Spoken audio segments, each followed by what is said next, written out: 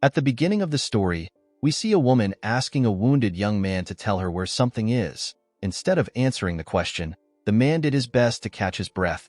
The woman raised her sword and asked the man to answer her question. While staring at the woman, the young man wondered about how no one expected this woman, who is the direct bloodline disciple of the Sword Supreme, to be so powerful. No one expected that the young woman would be powerful enough to slaughter hundreds of demonic humans in one strike. The young woman is known as the Divine Blade. Her name is Siola. Siola is the one who killed the heavenly demon who had caused the Great Orthodox Demon War. The Divine Blade grabbed the young man and asked him to tell her where the rest of the demonic humans went to. Siola asked the man to help her if he has an inkling of guilt. While looking at the woman with eyes filled with sadness, the man told himself that he definitely knows the location she is searching for. Unfortunately, our protagonist could not speak because his vocal cords have been destroyed. Of course, the real reason he could not speak was because there was a spell on his heart that binds him from saying anything. As tears flowed from her eyes, Siola told the man that this is his last chance. She revealed to him that all her comrades want to kill him right now. She assured him that she will do everything she can to save him if he gives her an answer. While crying heavily, the Divine Blade begged the young man to give her an answer. Our protagonist could not understand why the Divine Blade was so passionate about finding the other demonic humans. He wondered if she is sad because of the hatred she has for the demonic humans she could not capture. The man quickly removed this idea from his head. He realized that Siola was sad because of Jang Seon-yun, who is also known as the Meteor Blade. Song-yun is the fiancé of Siola. He was kidnapped by demonic humans. The young man smiled when he gained this realization. He found it funny that the strongest person in the world is anxious about a single man. Siola was annoyed to see our boy smiling. She threw him to the ground out of anger. She told him that she would have killed him the first time they met if she knew that he will be so vile. The Divine Blade told our boy that she regrets a lot of things. Our boy was surprised to hear this. He could not believe that Siola would say such a thing to him. He remembered the first time he and Siola met. The girl offered him something at this time. Around this time, our protagonist was a grumpy young boy and Siola was an innocent young girl. Our boy began to wonder when things started going wrong for him. He was a traitor who stabbed countless people in the back and sided with the demonic humans. Our protagonist realized that karma is finally catching up to him. Before she could walk out of the cell, Siola saw our boy doing something. The woman quickly turned around. She called out to our boy, whose name is Gu Yang-chun. She asked him to tell her what he is doing. As he slowly used his blood to write something, Yang-chun felt a muscle get destroyed in his chest. Our boy spat out a large amount of blood. The Divine Blade was shocked to see this. Yang-chun used the blood he spat out to continue writing. While struggling to move his hand, Yang-chun remembered that someone told him that his heart will explode if he goes against any condition. The moment he remembered this, another muscle got destroyed. This made our boy cough out more blood. Yang-chun remembered that this curse is the heavenly demon's demonic art, which is used on members of the cult so that they do not betray the cult. Siola quickly moved close to our boy. She asked him if he is all right. The woman realized that Yang-chun was dying because he was writing. She asked him to stop moving his hand. Unfortunately for her, Yang-chun could no longer hear her. While writing, our boy wondered if Siola would believe him if he told her that he was framed. Yang-chun knew that she would never believe him even if he had a ton of excuses. After saying this to himself, our boy finished writing the location. Siola was shocked to see what Yang-chun wrote with his blood. Although Yang-chun knew what to say, he also knew that it was already too late. He did not see what his words would change. The moment Yang-chun finished writing, he began to scream in pain as his heart slowly tore apart. After screaming for a while, our boy fell to the ground and looked up. He wondered about the kind of life he lived. He remembered when he stood next to a woman in her last moments. The woman raised her hand up and touched Yang-chun's face. With a bright smile on her face, the woman asked her brother to be happy. While remembering how he spent his life, Siola called out to our boy. She asked him if he is okay. While she was calling out to him, Yang-chun remembered how both his big and small regrets have made up his life. Our boy remembered standing next to a green-haired woman in her last moments. The woman who appeared to have been blinded apologized to Yang-chun when she realized that he was next to her. Our boy simply glared at the poor woman. While his life was flashing in his eyes, Siola called out to our boy with tears in her eyes. Yang-chun remembered how he held a woman with white hair in his hands on a rainy day. As the rain slowly fell on them, the woman asked our boy if he is crying. She raised her hand up. Yangchun assured her that he is not crying. He told her that it is just rainwater. The woman asked our boy if the moon has risen. Yangchun told her that it is still there. The woman told our boy that it is good that both him and the moon are next to her. The moment she said this, she dropped her hand and died. The moment he remembered this, Yangchun realized that his life was pathetic. He was born into the Shangshigu clan. It is a renowned clan of the Orthodox faction. Yangchun lived as an Orthodox martial artist before betraying the Orthodox faction and turning to the demonic side. The demonic cult lost the Great Orthodox Demon War, and Yangchun was tortured as a prisoner of war before he died. After he saw how his life played out, our boy closed his eyes and died. In the next scene, we see a younger Seola offering Yangchun a potato with a smile on her face. Our boy was shocked to see this. He could not believe that he had returned back to the time when he first met Seola. Yangchun could not comprehend what was happening. He was certain that he died after his heart exploded because he violated the heavenly demon's rule. Our boy was certain that his life ended in Seola's hands. When Yangchun placed his hand on his chest, he noticed that his heart was beating normally as if nothing happened. Due to how small he was and the environment he was in, our boy was able to deduce that he was in his younger self. Yangchun wondered if he was dreaming. Although he felt like he was dreaming, our boy could not understand why he would dream about the day he first met Seola. While looking at the potato she was holding, our boy remembered that he said something to the girl when she offered it to him in his past life. In the past, Yangchun knocked the potato out of Seola's hand. The girl was shocked to see this. He used his leg to squash the potato. With a horrifying look on his face, our boy called the girl a peasant and asked her to know her place. Yangchun was annoyed to remember what his past self did. Thinking that he was in a dream, our boy believed that he remembered this memory because he has a lot of regrets. With a shaky tone in her voice, Seola asked Yangchun if he does not like potatoes. The moment she asked this question, our boy took the potato from her. With a bright smile on his face, Yangchun thanked the girl for the potato. He assured her that he will enjoy it. Immediately he said this, he took a bite of the potato. Our boy began to scream. He never expected the potato to be so hot. He did not understand why a potato would be so hot when he was not in reality. Seola began to laugh when she saw our boy stick out his tongue. She found it funny that his face turned red, while our boy was sticking out his tongue. A young man in the same clothes as him ran to him. The young man referred to Yangchun as young master. The man told our boy that he has been searching for him everywhere because he suddenly disappeared. Our boy remembered the man as his bodyguard. He remembered that his bodyguard's name is Mu Yun. Mu Yun was relieved to see that his young master was not hurt. He told Yangchun that he was worried that something will happen to him. The moment he said this, Mu Yun noticed that his young master's tongue was burnt. He noticed that Yangchun ate the potato that Seola gave him. The man quickly placed his hand on his sword. He asked Seola if she wants to die. Our boy told Mu Yun that everything is fine. He asked the man to give him something. Mu Yun did not know what his young master was talking about. Yangchun asked the man to give him the honey cookie that is with him. The bodyguard was surprised to hear this. He put his hand into his pocket and took out the cookie. He told Yangchun that this is his last one. Our boy took the cookie from the man and offered it to Seola. The girl was surprised to see this. She asked our boy if he is really going to give it to her. With a smile on his face, Yangchun told the girl that this is the only thing he can give her for her delicious potato. Seola began to drool when she heard this. She revealed to our boy that this is her first time getting something that shines so well and smells very nice.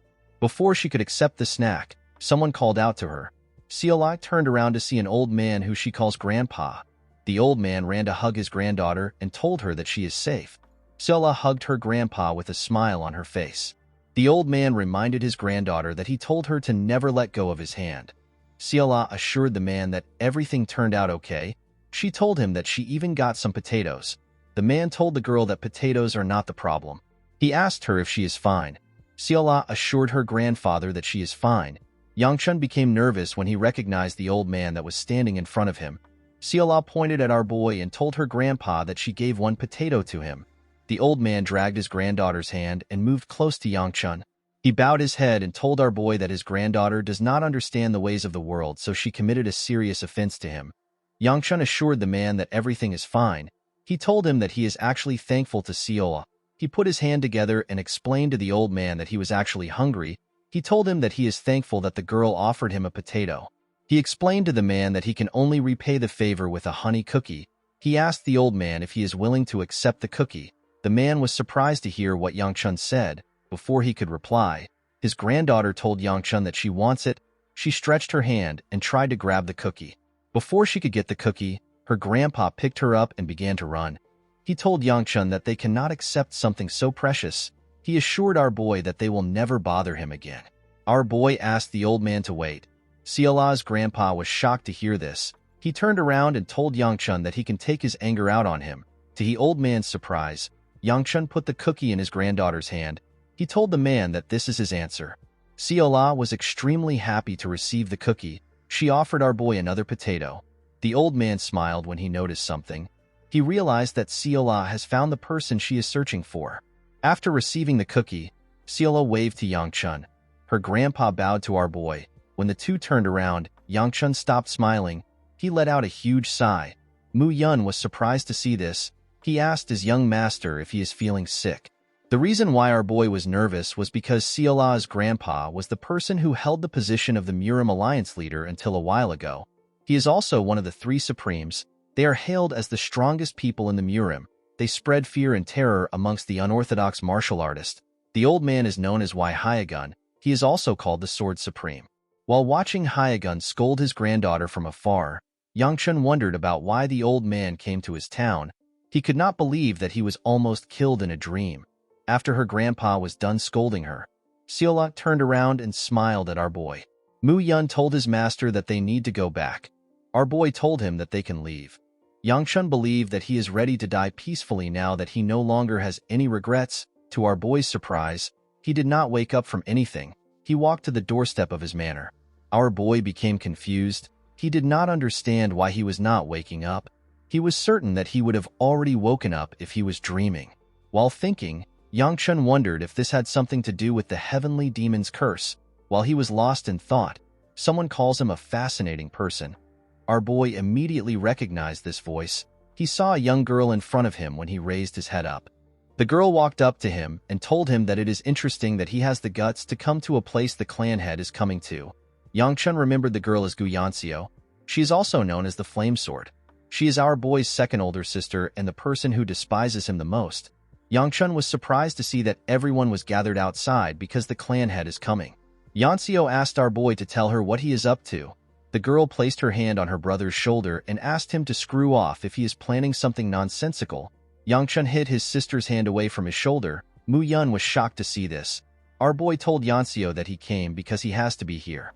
Yanxiu was annoyed to hear this. She told our boy that it does not make sense for someone who avoided the meeting for a long time to finally show his face today.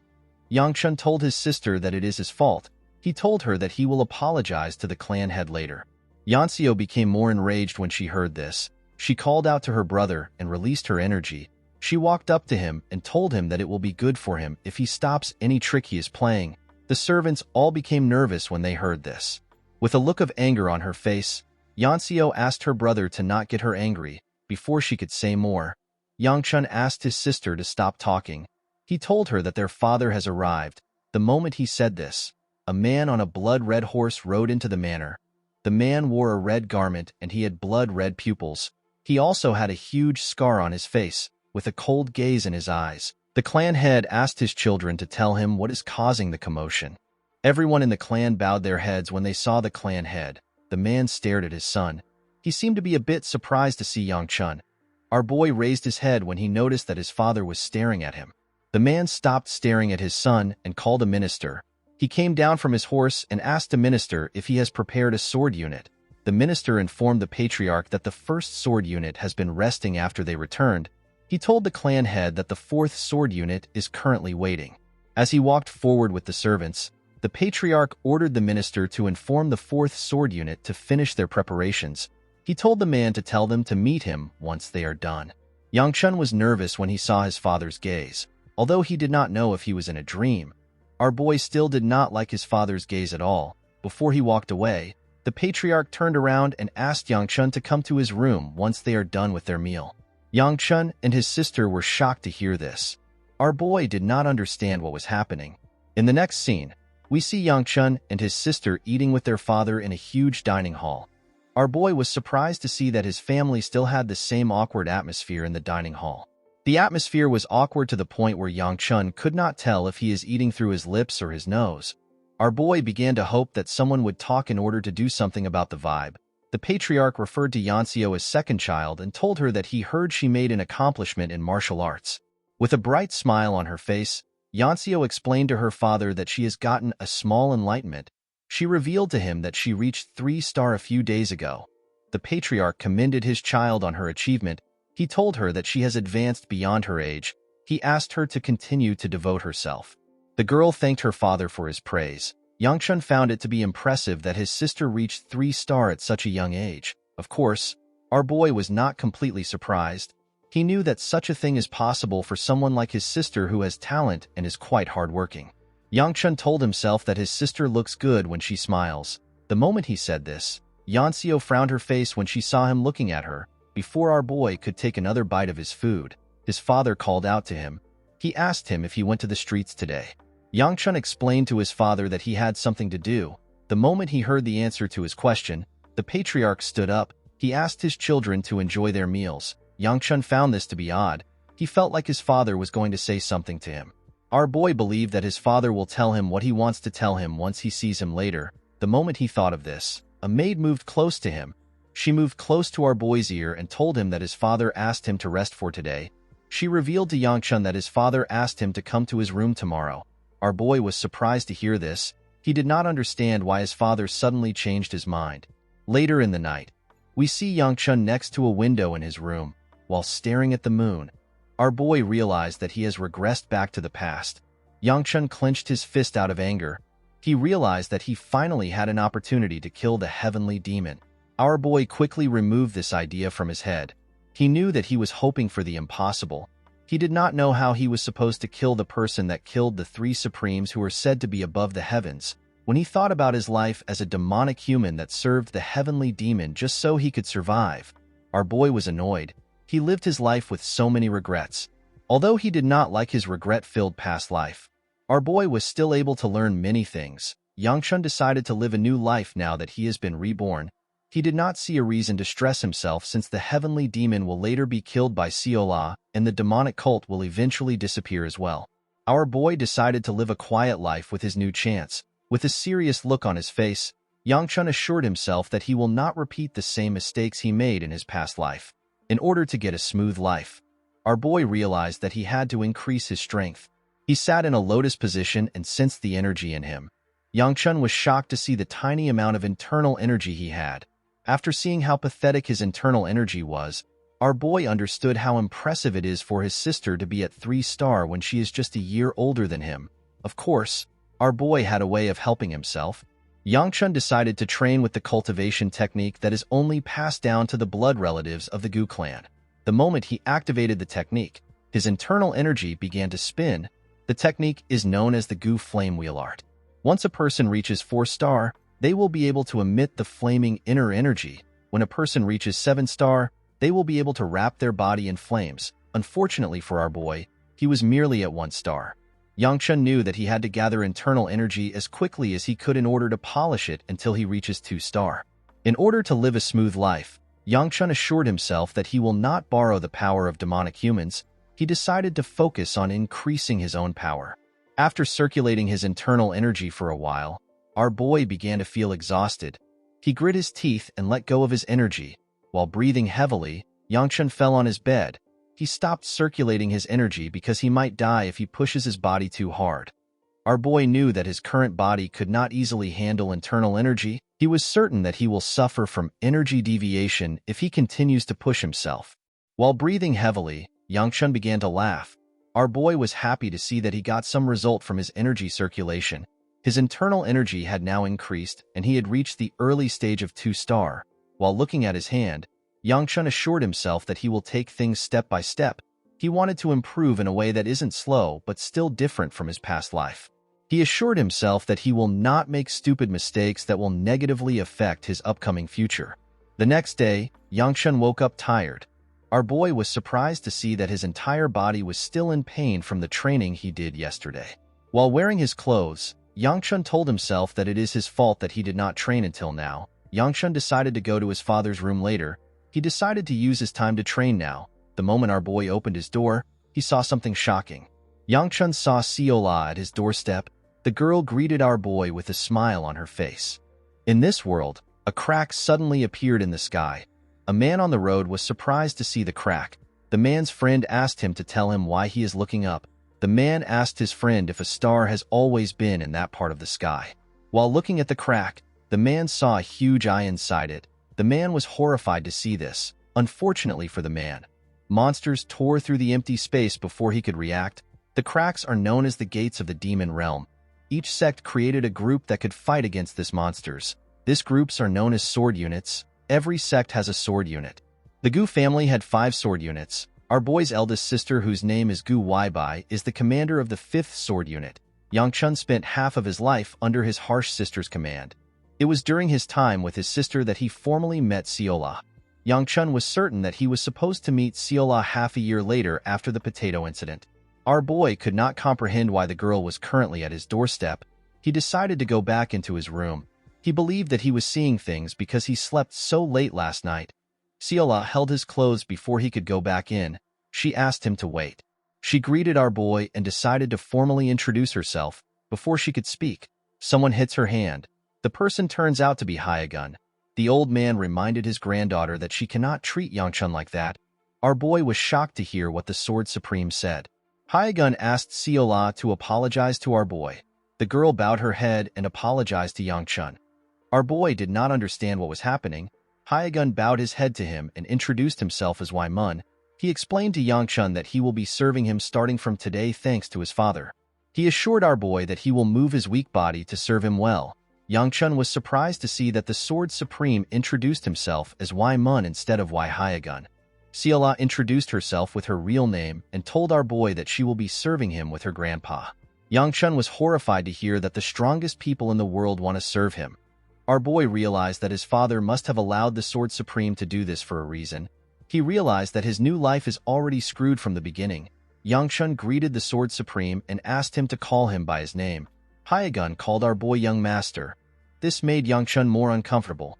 While sitting at his doorstep, our boy was shocked to see what was happening. He couldn't believe that the Sword Supreme was using a broom to sweep his house. The old man turned around and smiled at Yangchun when he saw him staring at him. Our boy felt nervous when he saw the old man smile at him. He did not know what to say. While her grandpa was sweeping, Seola received a large amount of clothes from the other maids. The maids told our girl that the clothes are too much. Seola assured them that she can carry the clothes. While she was shaking, one of the maids offered to assist her with the clothes. The girl assured them that she can carry the clothes. Unfortunately for the girl, she hit her leg on a rock and fell to the ground. The clothes scattered and poured all over the place. Seola hit her head on the ground and the bucket fell on her head. Yangchun and the others felt bad for the girl. The other maids quickly rushed to assist her. Yangchun was surprised to see that the girl was bad at chores. Our boy was certain that Seola was supposed to possess a martial arts talent within her. He did not understand why she was so clumsy. While thinking, Yangchun stood up. The moment he stood up, Seola stopped crying and walked up to him. Our boy asked the girl to finish the chore she is working on. Seola revealed to Yangchun that she was told to follow him around. With a confident look on her face, the girl revealed to our boy that her grandpa ordered her to follow him around. The moment she said this, Yangchun realized that the girl was his direct servant. Our boy quickly understood that Seola was dumped on him because nobody wanted to deal with him. Yangchun wondered if it is fair for his personal servant to be decided so haphazardly. Seola climbed on his stairs and moved close to him. The girl was helping our boy fix up his clothes. Yangchun could deal with Seola, but the pressure of the Sword Supreme was just too much for him to handle. After she was done tying his clothes, Seola asked our boy to take a look. Our boy's clothes was wrinkled. Yangchun turned around and fixed his clothes himself. Our boy wondered if his father hired the Sword Supreme and his granddaughter even after he knew their identity. He wondered if they hired Hyagun and Seola because too many servants have quit. Yangchun put on his shoes. He decided to confront his father on the issue when he gets to his room, before our boy could leave his house. Seola asked him to wait for her. Our boy told the girl that she is not going with him. He told her that she has to stay in order to get a hang of things. Seola became sad when she heard this. Our boy was surprised to see this. He walked to his gate and asked our girl to finish learning how to do her job before closing the gate. Yangchun asked Seola to do her best. He told her that he will bring her a treat. After saying this, our boy closed the gate. Seola became happy when she heard about the treat. Her grandpa was relieved to see that her mood had changed.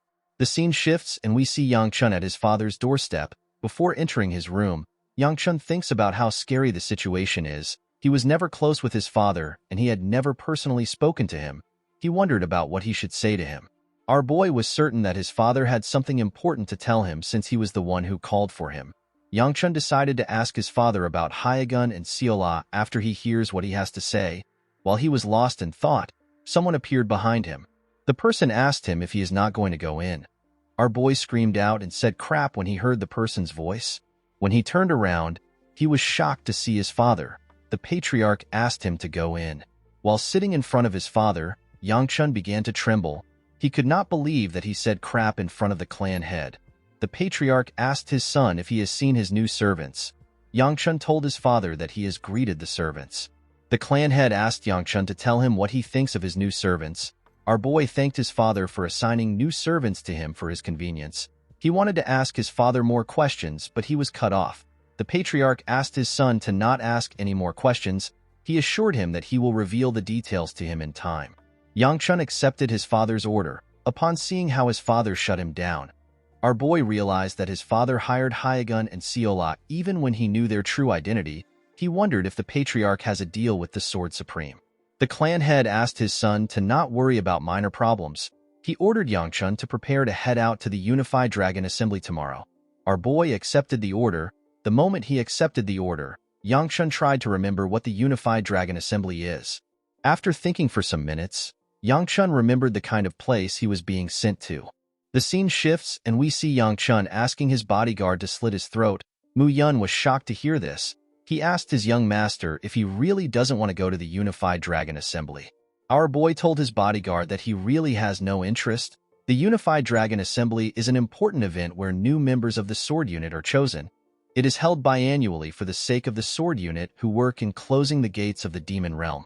They risk their own lives for the sake of the Gu clan and the residents of Shangxi.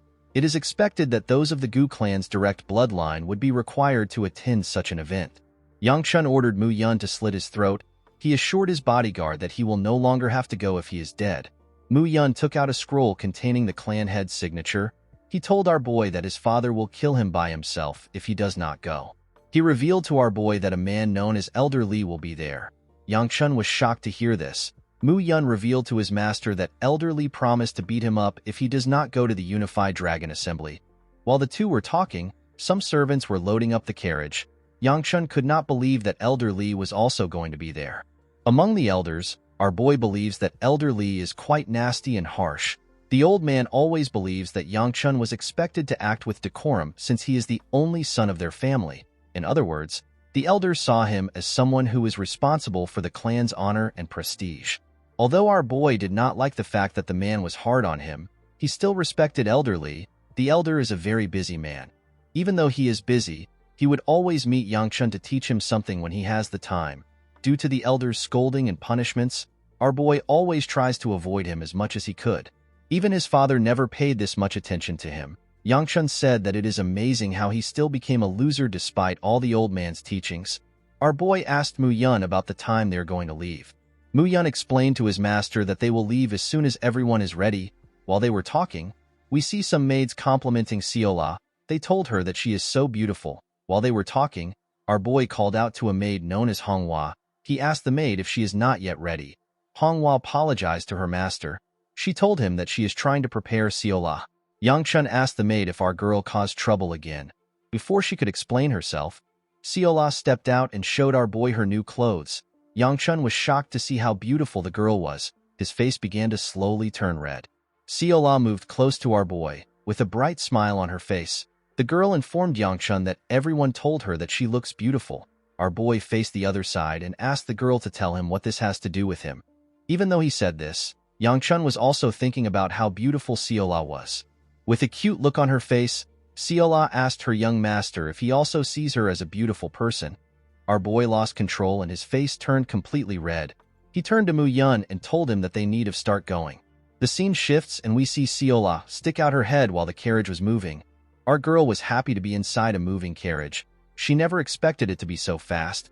Manhwa asked Seola if this is her first time on a carriage. Our girl told her that it is. She explained to the lady that she always thought that horses are for eating. She never expected a horse to be able to run so fast. While they were talking, Yangchun stuck out his head and asked Mu Yun about the place where the Unified Dragon Assembly is taking place. Mu Yun revealed to his young master that the event is taking place at the Heavenly Exchange.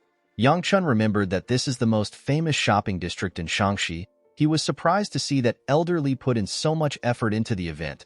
Mu Yun advised his young master to take a nap since it is a 4-hour trip. Our boy told his bodyguard that his advice is good. He explained to Mu Yun that he could not sleep because he was training last night. While he was talking, Yangchun hears Seola explain how delicious horse meat is to Manhwa. Our boy was annoyed to see that the girl was so loud. He put something in her mouth and asked her to shut up. When she checked what our boy put in her mouth, Seola was surprised to see a sweet. She sat down and began to lick the sweet. After giving the girl the sweet, Yangchun decided to get some rest. In the next scene, we see Seola wake up our boy to ask him for more sweets. The girl soon realized that Yangchun no longer had any sweets. Manhwa asked our girl if she has told our boy that they have arrived at their destination. The moment he heard this, Yangchun raised his head up. When he stepped out of the carriage, our boy saw a beautiful, vibrant city filled with lanterns. Yangchun realized that the city was filled because the event is a big festival in Shaanxi. While our boy was stretching his body, someone comes to meet him. The man greeted our boy and asked him if he is tired from his journey. The man introduced himself as Chun Ishil. He told our boy that he is the vice merchant head of the Heavenly Exchange. With a smile on his face, Chun told Yangchun that it is his honor to meet the rising star of the Gu clan. Our boy put his hand together and also introduced himself to the man. Chun revealed to Yangchun that the first day of the event went by smoothly because of Elder Li and his sister. Chun offered to guide our boy to his room in order for him to rest. Our boy remembered his sister's face when the man mentioned her. He hoped that he wouldn't come across her during his time here. Unfortunately for him, his worry became a reality. Yangchun saw his sister on his way to his room. The girl glared at her brother when she saw him. Our boy greeted Yanxiu. The girl asked him not to greet her because she does not want to hear his voice. With a smile on her face, Yanxiu asked her brother to not cause trouble at the Unified Dragon Assembly. She told him that there is nothing more hideous than shaming their family's name. Yangchun assured the girl that he will be as quiet as a mouse. He asked her not to worry about him. Yanxiu became angry when she heard this. She told her brother that she is not worried about him. The moment she said this, she noticed that Seola hid behind our boy when their eyes met. Yanxiu was annoyed to see our girl. She told her brother that old habits never die. She asked him if he is going to behave the way he usually does at the event. Yangchun did not understand what his sister was talking about. He asked her to explain what she means. With a look of disappointment on her face, Yanxiu told her brother that people don't change. The moment she said this, she went inside her room and slammed the door. Our boy could not understand why his sister was acting weird. He apologized to Chun for causing a small commotion. The man assured Yangchun that it is fine. He told our boy that it is normal for siblings to fight. Our boy told the man that he wants to stop somewhere before he goes into his room. The scene shifts and we are taken to a large arena. Seola was shocked to see how large the arena was. She told our boy that she has never seen such a large building. Yangchun had heard that merchants measure each other's financial power through how much money they put into festivals. Our boy never expected the Heavenly Exchange to spend so much money on one festival. The event that took place today was to celebrate the sword unit and their incredible efforts. The duels will be held to pick new sword unit members tomorrow. Yangchun was happy to see that those of the Gu clan's bloodline do not have to participate in the event. All he has to do is to watch the duels. Our boy assured himself that nothing will happen because all he has to do is watch. The moment he said this, we see a huge man standing behind him. The man was also wearing the same red clothes as Yangchun. The huge man told our boy that he is surprised to see that he did not run away. Yangchun was shocked to hear the man's voice. He quickly turned around. The man stretched out his hand. Yangchun was terrified to see the man's hand coming towards him. He realized that he needed to block the attack. To Yangchun's surprise, the huge man simply pat him on the head. With a smile on his face, the huge man asked our boy to tell him why he is scared. He pat Yangchun's head and asked him to tell him why he did not run away when he saw him. Yangchun reminded the man that he promised to fold him in half if he did not come to Shaanxi. The old man was surprised to hear this. He asked our boy to tell him who said such a thing. Yangchun told him that it was the second elder. The second elder laughed when he heard this. He was surprised to see our boy talking back. Yangchun noticed that the second elder always had a strange fixation on him. He believed that this was because he is the only son of the clan head. Sola was surprised to see the huge man. She called the second elder a bear. The girl said that bears are as delicious as horses. With a scary look on his face, the second elder glared at Siola. Our girl became nervous when she saw the look in the man's eyes. She wanted to continue yapping, but she immediately became quiet when she saw the look in the man's eyes. Siola became terrified. She quickly hid behind Yangchun. Our boy told the second elder that he will scare people away if he continues to look at them with such a terrifying gaze. The huge man laughed and asked Yangchun if Siola is his concubine. Our boy was surprised to hear the question. He asked the man to take a look at Siola's clothes. He told him that our girl is a servant. The second elder was disappointed with Yangchun's answer. He told our boy that he will accept his answer. The second elder reminded our boy that tomorrow is the Unified Dragon Assembly. He asked Yangchun to go to bed immediately. He explained to our boy that he will still need to take part of the event even if he is a spectator. Siola quickly ran to the exit when she heard this. She asked Yangchun to leave with her before the second elder eats them. Our boy accepted the second elder's order. Before he could leave, the second elder called out to him. With a smile on his face, the old man swiped his hand on his neck and told Yangchun that he will do this to him if he tries to run away. Our boy immediately understood the man's threat. After hearing what the man said, Yangchun moved closer to Siola. Our girl asked Yangchun if the bear is going to eat them. Our boy told her that the man will strangle her first. Siola screamed when she heard this. While walking away, the second elder realized something. He noticed that there was something different about Yangchun. The next day, we see a large amount of people gathered for the Unified Dragon Assembly.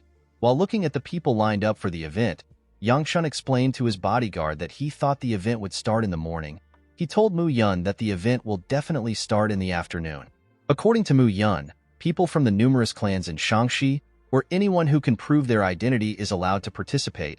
The bodyguard told his master that he never expected so many people to show up. Yangchun reminded the man that it is a big deal to be a member of a sword unit. While our boy was talking, Siola hid behind him. With a shaky tone in her voice, she asked Yangchun if the bear grandpa is going to take off her head. She asked our boy if they cannot ask the second elder to hibernate. Yangchun was annoyed to hear this. He told our girl that she should have stayed in the room if she was so scared. Siola reminded our boy that her grandpa asked her to stick with him. Yangchun knew that he could not ask our girl to disobey the Sword Supreme.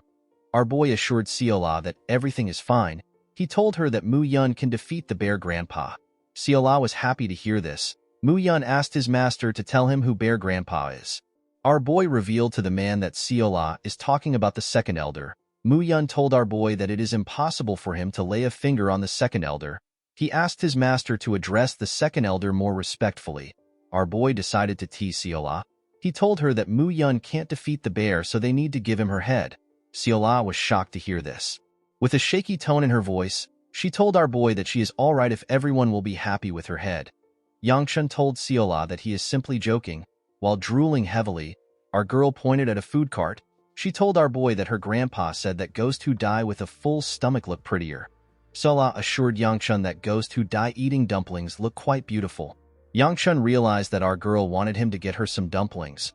While our girl was ordering for dumplings, Mu Yun told him that he treats Siola well. With a nervous look on his face, Yangchun asked his bodyguard if he did not see our girl begging him to buy her some dumplings.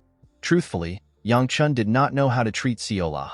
This is because he had met her several times in his past life. Our boy told his bodyguard that Siola does not fully understand what it takes to be a servant. With a smile on his face, Mu Yun told his master that he still bought our girl the dumplings despite her being his servant.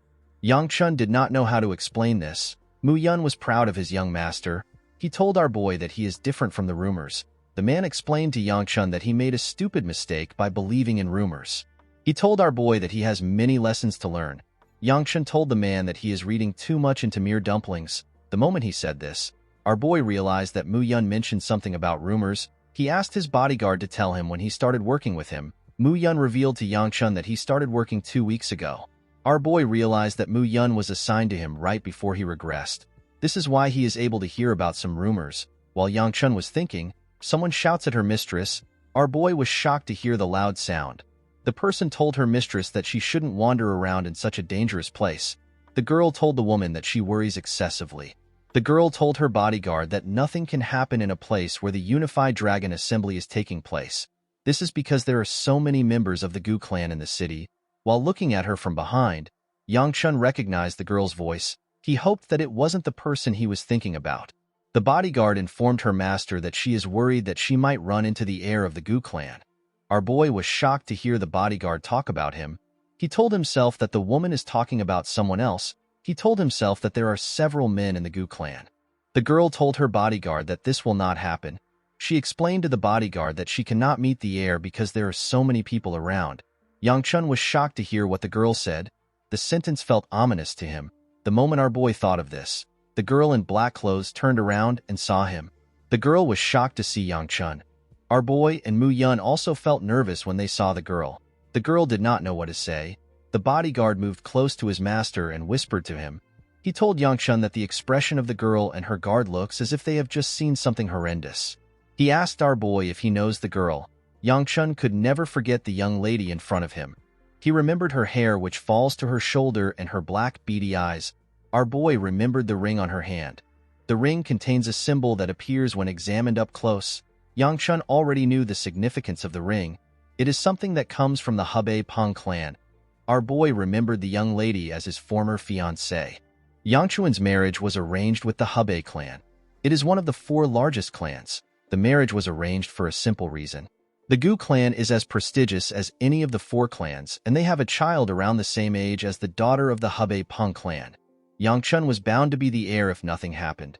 The Peng clan believed that an arranged marriage with the Gu clan will be beneficial.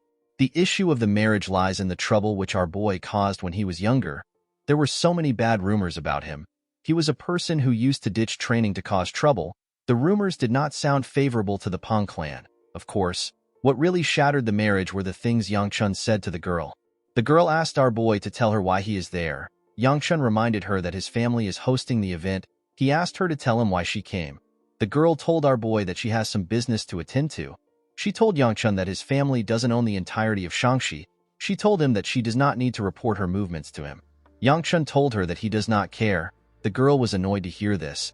She reminded our boy that she is still a year older than him. Yangchun apologized to her. He told her that he forgot. While they were talking, our boy saw Ciola walking away. He asked her to follow him if she has bought the dumplings. While holding a large amount of dumplings, Ciola carefully moved behind Yangchun. Our boy asked the girl to have a good stay. He and his bodyguard walked past the girl. Our boy told her that he is quite busy. He told her that he will see her later. The girl was surprised to hear this. She quickly turned around. She wanted to say something to Yangchun, but she decided not to talk. She reminded herself that she is quite busy dealing with her brother. The girl noticed that Ciola was walking next to our boy. She was certain that she had never met our girl before. The girl was surprised to see such a cute servant next to Yangchun. She wondered if our boy had changed. The moment she thought of this, the girl remembered her first encounter with Yangchun. Our boy asked the girl to tell him who she is. He told her that she is just the daughter of a concubine. Of course, the girl became enraged when she heard this. She got on the table and grabbed Yangchun's clothes. With a terrifying look on her face, the girl asked our boy to repeat what he said. With an arrogant look on his face, Yangchun asked the girl if he is wrong. The moment she heard this, the daughter of the clan head punched Yangchun in the face. The girl told her bodyguard that she was prepared to endure everything even if it is for an arranged marriage. She told Yangchun that she was willing to marry him despite all the terrible rumors around him. She told him that she was willing to do anything for her clan.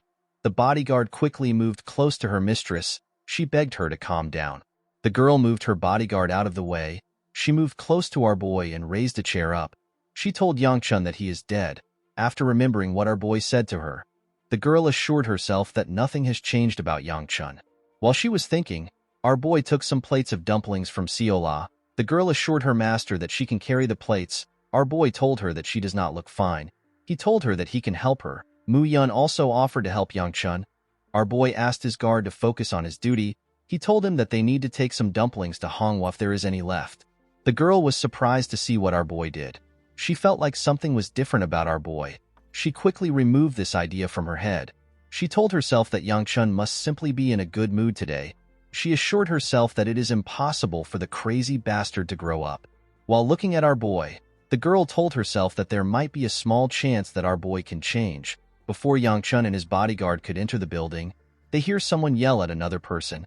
Our boy and his group quickly turn to the side. Yangchun was annoyed to see that several people are scaring him today. Mu Yun asked his young master if he is alright.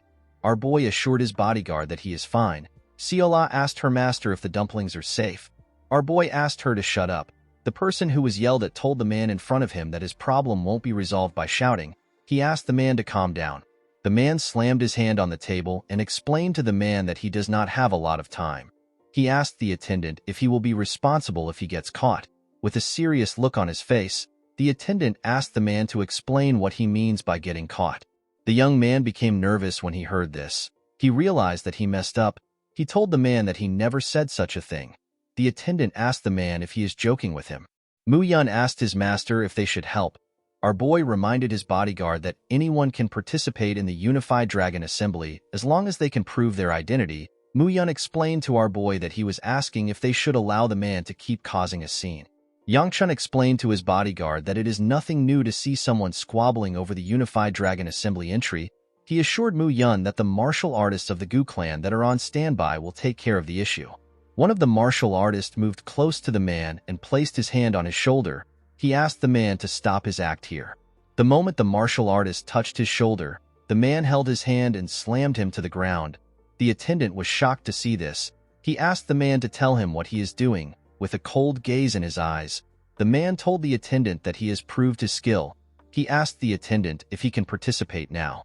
The attendant asked the man if he is crazy. He told him that he cannot participate after knocking their martial artist down.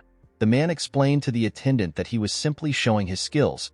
While watching the man and the attendant argue, Mu Yun asked his master if they should interfere now. The moment the bodyguard said this, Sola explained what she saw in a stupid manner. She told our boy that the man slammed the martial artist like wham. Yangchun walked forward and asked Mu Yun to follow him.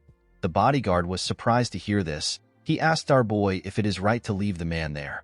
With a nervous look on his face, Yangchun explained to Mu Yun that he does not want to get caught up in the issue. He asked his bodyguard to head in with him. Mu Yun wanted to argue with his master. Yangchun assured him that the others will take care of it.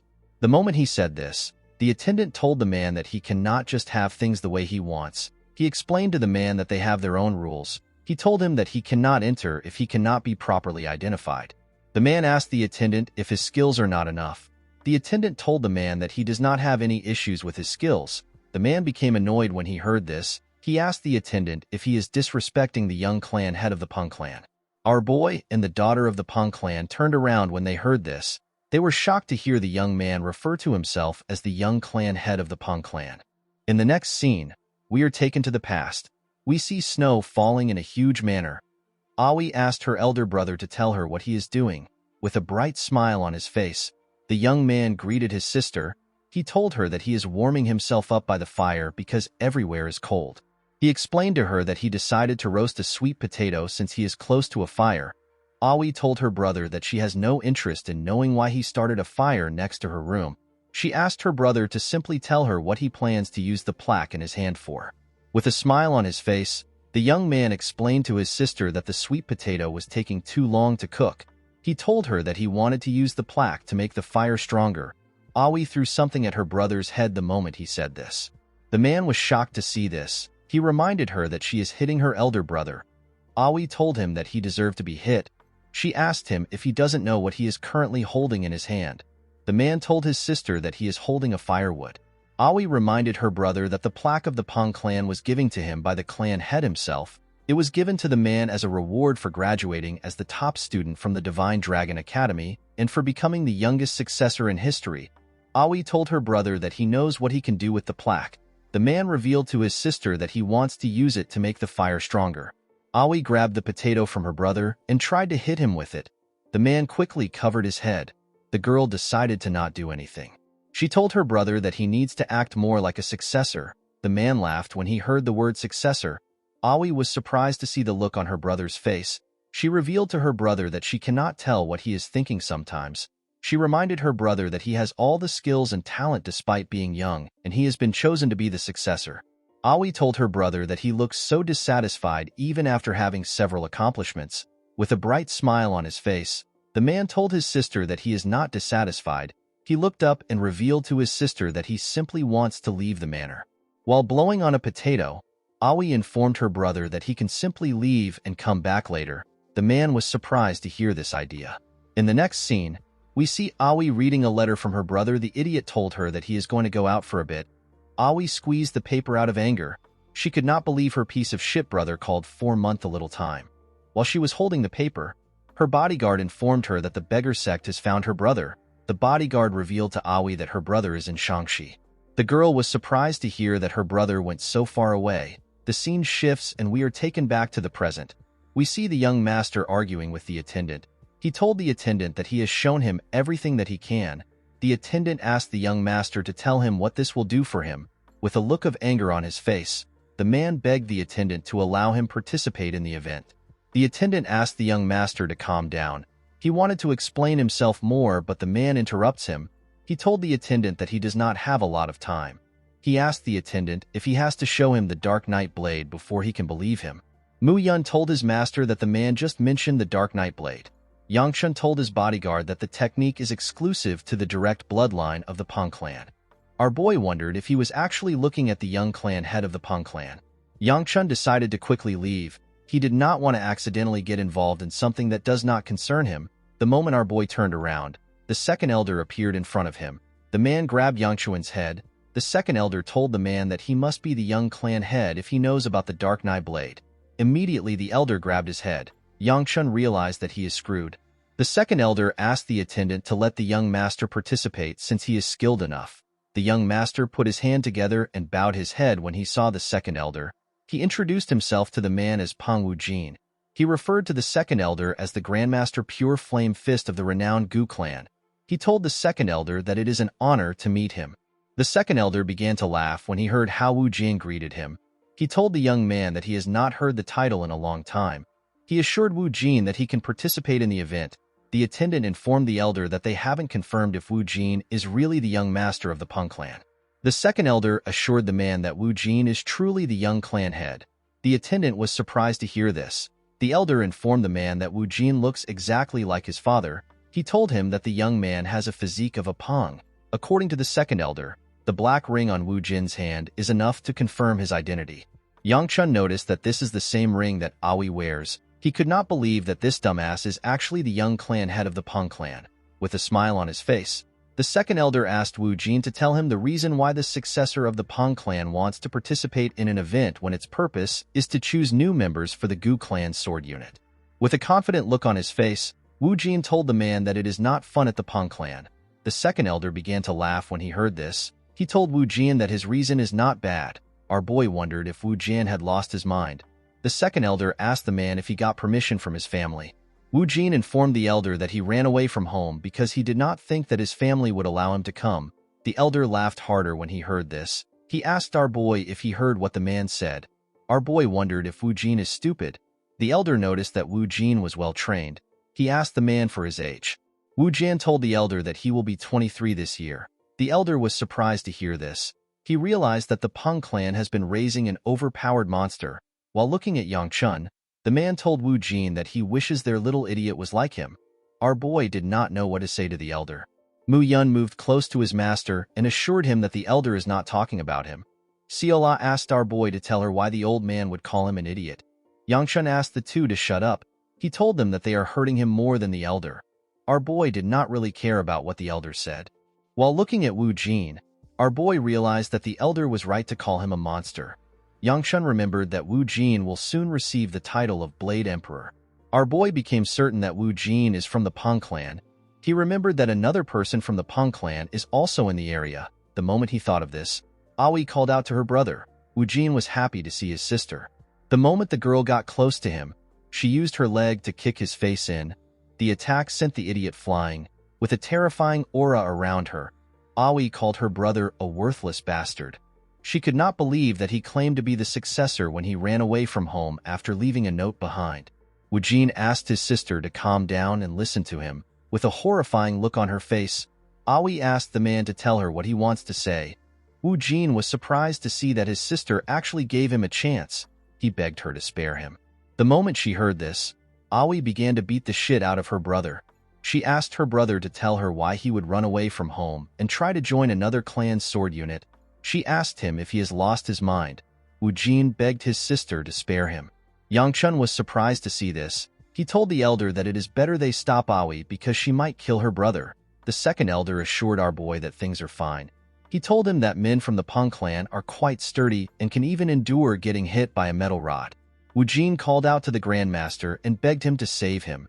Yang Chun asked the elder if he is sure about what he said. The second elder asked Aoi to stop beating her brother. He told her that she might kill him. Aoi was annoyed to hear someone talking to her. She wanted to curse the person who intervened, but she quickly kept her mouth closed when she realized that it was the Grandmaster. Aoi turned around and greeted the second elder. She apologized to the man for seeing her and her brother fight over trivial family issues. The elder assured her that it is fine. He told her that he enjoyed meeting someone as funny as Wu Jin. Aoi assured the elder that she will definitely compensate him for the incident. She told the man that she and her brother will be leaving. Wu Jin told his sister that he will stay. Aoi was annoyed to hear this. She asked her brother if he was not beaten enough. With a cold gaze in his eyes, Wu Jin asked his sister if he looks like someone who is joking. The girl became nervous when she saw the look in her brother's eyes. She asked him to tell her his reason. Wu Jin revealed to his sister that their clan is boring. Aoi asked her brother if the Gu clan and other clans are more interesting. The man told his sister that this clans are probably more interesting than their own. Aoi placed her hand on Wu Jin's shoulder and begged him to grow up. She reminded him that he is the clan successor. Wu Jin explained to his sister that he wants to enjoy life before he becomes the clan head. He reminded her that the only way to not become clan head is to be crippled or to die. However, both options were not good to the man. Wu Jin revealed to his sister that he does not want to become clan head. He told her that everyone in the clan apart from them is simply a beast wearing a name tag. The man told his sister that he will become the clan head so that she doesn't have to. Yang Chun asked the second elder if he is really going to let Wu Jin participate in the competition. He asked him if he wants to get involved in the matters of the Peng clan. The Grandmaster told our boy that he wants Wu Jin to participate, but he does not want to get involved in the Peng clan's problem. While looking at the two siblings, the second elder thought of a solution. With a smile on his face, the elder told Wu Jin that he can participate if he wins against him. Everyone was shocked to hear this. Aoi told the elder that this doesn't make any sense. Yang Chun asked the second elder if he has finally lost his mind. With a smile on his face, the elder informed Wu Jin that the winner will be decided in 10 moves. With a serious look on his face, Wu Jin asked the man if that is all. The second elder told the man that he does not lie. The moment he said this, Aoi asked her bodyguard whose name is Yobi to get her brother. The second elder decided to create some rules. He told Wu Jin that he will win if he manages to touch him within 10 turns. The moment he said this, Wu Jin appeared behind him. He grabbed Yobi's sword and was about to strike the elder. Before his attack could touch the man, he began to laugh. The second elder told Wu Jin that he is too impatient. The moment he said this, the man turned around and clenched his fist. The scene shifts and we are taken to the arena. An announcer informs the audience that they are going to see a fight between the two stars who will lead the Gu clan in future. He refers to Yanxiu as the Flame Sword.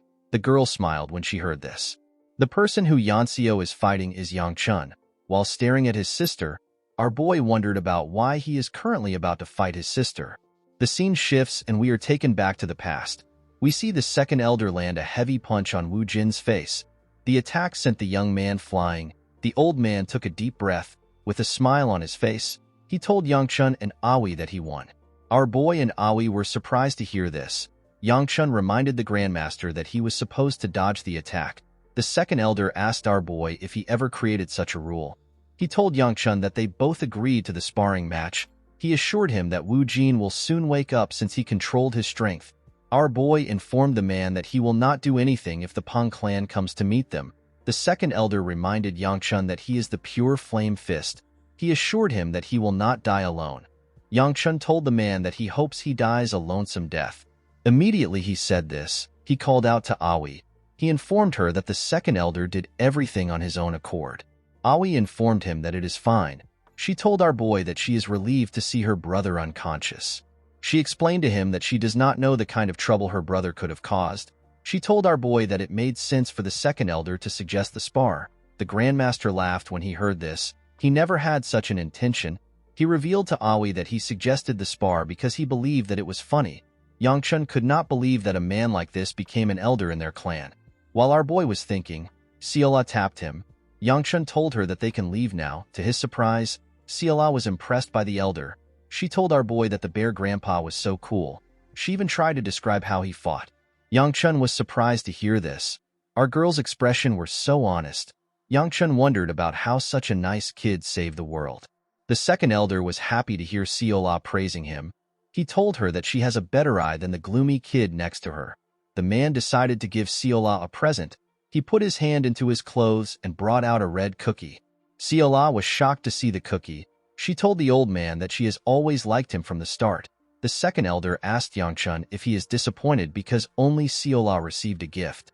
He told our boy that he has something to give him. Yangchun told the elder that he does not like sweets. To his surprise, the Grandmaster revealed to him that he is going to participate in an exhibition match after the Unified Dragon Assembly. The scene shifts and we are taken back to the present. Yanseo asked her brother if he is not using a sword. Yangchun was surprised to hear this. He wondered if he used a sword in the past. The Gu Flame Wheel art can be utilized with a variety of weapons, and it is known to be especially effective with the sword or the fist. Eventually, Yangchun realized that using his fist worked best for him. He decided to quit the sword. Our boy wondered if it looks weird for him to suddenly stop using a sword. Yanseo told her brother that she does not really care if he uses a sword. Our boy was happy to hear this. He was happy to see that his sister would overlook this thanks to her nasty personality. With a smile on her face, Yanseo told our boy that she is happy and grateful to have this opportunity. Yangchun was surprised to hear his sister call the situation an opportunity. With a creepy smile on her face, Yanseo told our boy that she finally has a legitimate reason to beat him up in front of everyone. Yangchun became nervous when he heard this. Our boy remembered how he argued with the second elder. He asked the man to tell him why he has to fight with his sister. With a weird look on his face, the Grandmaster revealed to our boy that he does not want people to go home thinking that the Gu clan is boring. Yangchun could easily see through the old man's intentions. He knew that the second elder simply thought that the situation would be funny. Our boy did not care. He decided to surrender while he is fighting. Almost like he knew what Yangchun was thinking, with a smile on his face, the second elder pointed at Wu Jin and informed our boy that the same thing will happen to him if he surrenders. Yangchun could not understand why the elder was causing him so much trouble. He asked the man if he really wants to see him get beaten up badly in front of many people. The Grandmaster asked our boy if he is really planning to lose. While staring at his sister, Yangchun reminded himself that he cannot waste his regression. He did not see a reason to waste his energy on a fight that never happened in his past life.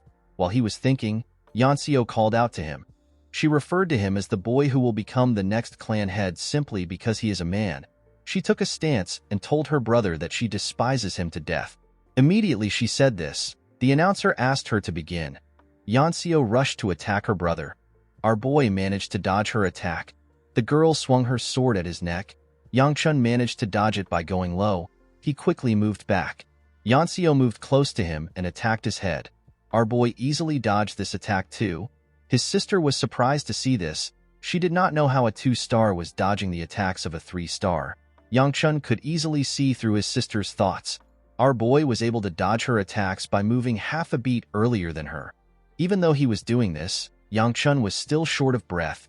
He realized that he really lacks training. He quickly put a gap between himself and his sister. He wondered about how he wanted to end the fight. He wondered if he should let himself get hit.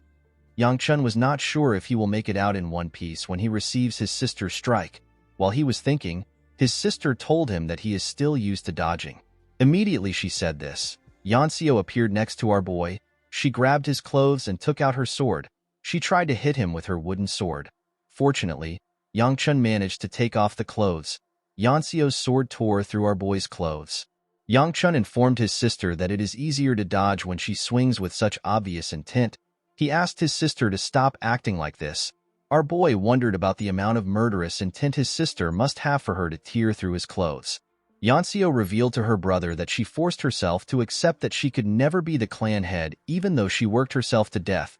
The girl could not comprehend why someone like her brother who has been wasting his life like a scum gets to become the clan head because he is a man. She asked Yangchun if he can understand her pain. The moment she said this, Yanseo covered her sword with her energy. Our boy was shocked to see this. He was certain that this technique is far beyond 3-star. While her sword was spinning at a crazy speed, Yanxiu began to attack her brother more aggressively. Yangchun barely managed to dodge the attacks. The girl clenched her fist out of anger. She told her brother that he always runs away. Immediately she said this, she tried to punch our boy. Yangchun also dodged this attack. Yanxiu quickly turned around and kicked her brother. She told him that he is talentless and he does not work hard. Our boy blocked her kicks with his hand. The girl stepped back when she saw this, with a look of anger on her face. Yanxiu asked her brother to simply disappear if he is going to live a worthless life. The moment she said this, she rushed to attack him. When his sister got close to him, Yangchun could see the tears in her eyes. Before her sword could reach our boy, Yanxiu asked her brother to disappear just like his mother. Immediately she said this, our boy grabbed her hand. Yanxiu was shocked to see this. Her energy left the sword. With a horrifying look on his face, Yangchun asked his sister to repeat what she said. Yanxiu has always known her sister as the coolest person. At only 15, she received the title of Sword Phoenix. At age 20, she graduated at the top of her class at the Divine Dragon Academy, and she was appointed as the 5th sword unit leader of the Gu clan. Everyone in the clan acknowledged her. Unfortunately, she wasn't able to become the clan head of the Gu clan. Instead, the one who will become the clan head is the concubine's child Gu Yangchun. Yanxiu did not hate her brother for this. Although they were half-siblings, Yangchun's mother was kind to her. The girl liked the woman, so she was fine with our boy's existence. One day, the woman suddenly disappeared. Their father ordered everyone to not look for her. Due to this, no one made an effort to search for her. It was at this time that Yangchun's attitude changed. He spoke and acted rudely to everyone. Rumors that he touched his maid surfaced. However, there was still no change to him being the clan head. This is because the clan head always has to be a man. Yanxiu and her outstanding sister were ignored. The girl resented her brother who was so privileged, and yet he did not know what he had. Yanxiu did not simply resent her brother, she loathed him. The scene shifts and we are taken back to the present. We see our boy asking his sister to repeat herself. The moment she saw the look on Yangchun's face, Yanxiu knew that she was in danger. She quickly jumped back before her leg could land on the ground. Our boy appeared behind her. When Yanxiu turned around, she saw our boy's fist coming close to her. The scene shifts and we are taken back some minutes earlier. At the top of the arena, we see Aoi and her bodyguard sitting next to each other. The girl told her bodyguard that Yanxiu is actually the same age as her. She never expected Yanxiu to be so talented. She told her bodyguard that she cannot continue to say that she is from the Peng family. Yobi assured her mistress that she is doing fine. Aoi informed Yobi that our boy and his sister are saying something but she cannot hear them. She asked her bodyguard if she can hear them. Yobi told her mistress that she won't be able to hear them. Aoi asked the woman to tell her the reason. Before she could answer, Wu Jian placed his hand on his sister's head and explained to her that the second elder has covered the stage with his internal energy. He told her that it is impossible to hear Yangchun and his sister. While looking at her brother's swollen face, Aoi asked him to not tell people that he is from their clan with his face. Wu Jin asked her if she is embarrassed of him. The girl believed that this was a stupid question. She asked her brother to stay at the assembly until his swelling goes down. Yobi handed the man an ice pouch. Wu Jin asked his sister if the person fighting is the Sword Phoenix sibling. Aoi informed her brother that Yanxiu is already at 3-star and her swordsmanship is very smooth.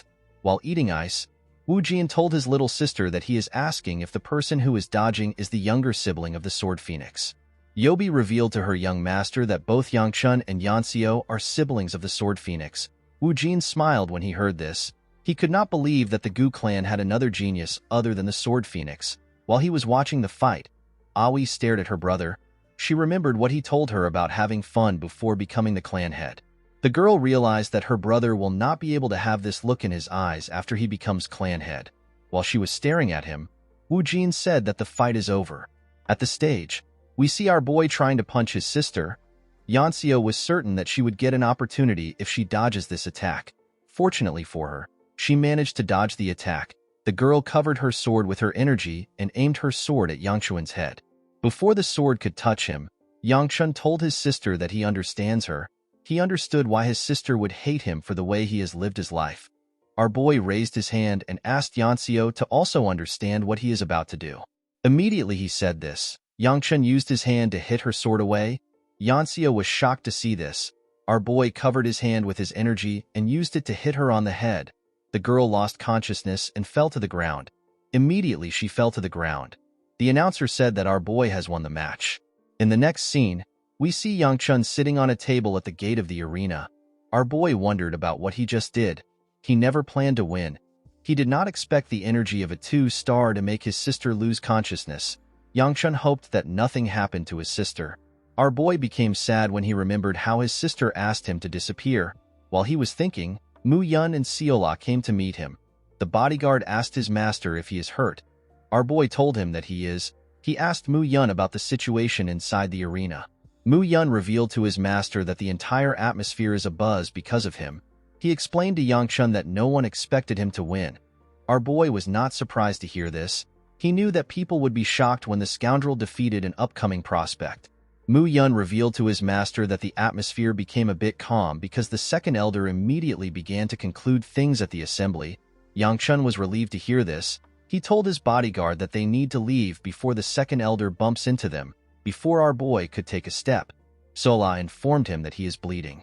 Yang-chun explained to our girl that it is proof that he cannot yet handle his internal energy properly. Seola grabbed his hand and slowly wrapped a bandage around it. While blushing, Yang-chun told our girl that it is not a big deal. To our boy's surprise, Seola struggled to wrap his hand with the bandage. With tears in her eyes, Seola asked Yang-chun to forgive her. She told him that she cannot do it properly. She begged our boy to not get hurt again. While Yang-chun was staring at her, Woo-jin came close to him. With a smile on his face, the man told our boy that he also doesn't want him to get hurt. Yang-chun called him a bastard and asked him to read the room. Woo-jin was surprised to hear this. He wanted to question our boy, but he did not give him the chance to. Yang-chun greeted the man. The moment Woo-jin greeted our boy, Aoi asked her brother to leave with her. The girl hid behind her bodyguard. She seemed to be embarrassed. With a smile on his face, Woo-jin asked his sister if she feels awkward because she was once engaged to Yang-chun. He told Aoi that this is the best time to reconcile with our boy. Yang-chun also felt awkward. He asked Woo-jin to tell him why he came to see him. The man asked our boy to call him Brother Peng from now on. Yang-chun explained to the man that he will not get anything from being close to someone like him. Woo-jin laughed when he heard this. He revealed to our boy that he thought the Gu clan only had the Sword Phoenix whose name is Gu Wibi. He told Yang-chun that he never expected their clan to have a hidden talent like him.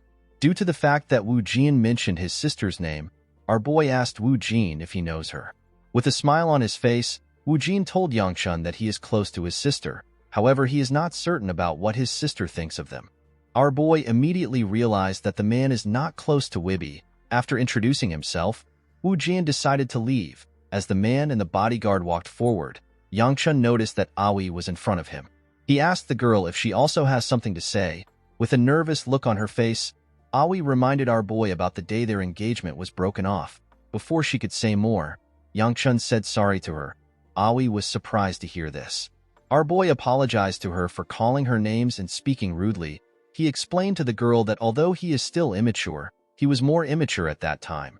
Yang-chun told Aoi that she does not need to apologize since he deserved what he got. The girl smiled brightly when she heard this. She turned around and asked our boy to not lose what her brother gave him. Yang-chun was surprised to hear this. When he looked at his hand, he saw the Peng clan's plaque in his hand. Our boy wondered about what he was holding. While watching Aoi and her brother walk away, Yang-chun realized that there are still so many things that he needs to fix. In the next scene, we see Yang-chun returning home in his carriage. Seola had already fallen asleep, and she was resting on Manhwa. The woman was uncomfortable, but she did not want to disturb our girl. While looking at the sky, Yang-chun thinks about the fact that he had a spar with his sister. Our boy was certain that this never happened in his past life. It would have been impossible for him to win Yanseo. Yang-chun thinks about the fact that Seola is his servant. He realized that too many things are starting to diverge from the past that he knew. He wondered if the small act of kindness that he showed our girl changed something. Our boy realized that he needs to carry out his plans faster when he returns home. While thinking, Yang-chun sensed something. He quickly asked Mu-yun to check the demon's sensing charm.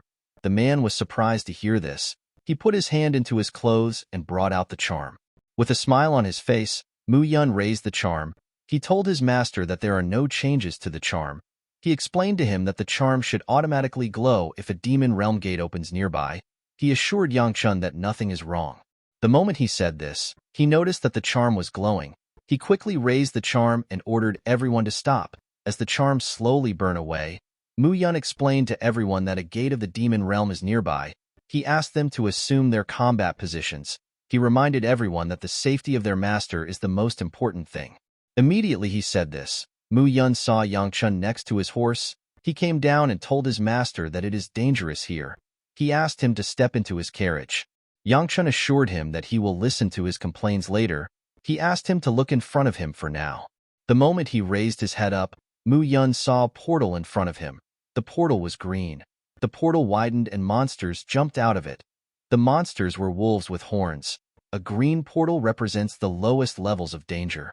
Yang Chun covered his hand with his energy. Although the situation was a bit tricky, Yang Chun was certain that he could manage. He used his hand to hit a monster that came close to him on its head. Immediately he did this. He put his hand into the monster and pulled out a stone. These stones are the universally known weaknesses of the monsters. They are like hearts for monsters. Once they are extracted, the monsters will instantly die. While Yang Chun was staring at a demonic stone, another monster tried to attack him from behind. Our boy bent his head and gave the monster a heavy blow while he was under it. He took out its demonic stone. Immediately he did this, he began to breathe heavily. His internal energy had already dissipated. Our boy knew that it will be quite difficult for him to continue using the Gu Flame Wheel arts. Unfortunately for him, he did not have a lot of choices. Yang Chun needed to use the Gu Flame Wheel arts if he wanted to survive. While he was struggling to get up, the monsters rushed to attack him. Before our boy could do anything, Mu Yun appeared in front of him. The bodyguard used his sword to tear the monsters in front of him apart. Yang Chun was surprised to see how skilled his bodyguard was. He did not remember Mu Yun as a strong martial artist. Mu Yun turned around and asked his master if he is all right. Yang Chun was startled when he heard the question. He thanked his bodyguard for saving him. Our boy looked around. He asked Mu Yun if he is already done.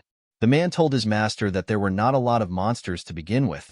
He reminded Yang Chun that the monsters were of the lowest class. Mu Yun asked his master to tell him why he fought. He told him that things would have been bad if he got injured. Our boy asked his guard to not worry about it. The moment he said this, Yang Chun's hand began to glow. Our boy was shocked to see this. While Mu Yun was looking around, he fell to his knees and used his body to cover his hand. He screamed out in pain. Mu Yun and the other warriors were shocked to see this. They quickly moved close to our boy. While he was on his knees, Yang Chun began to curse.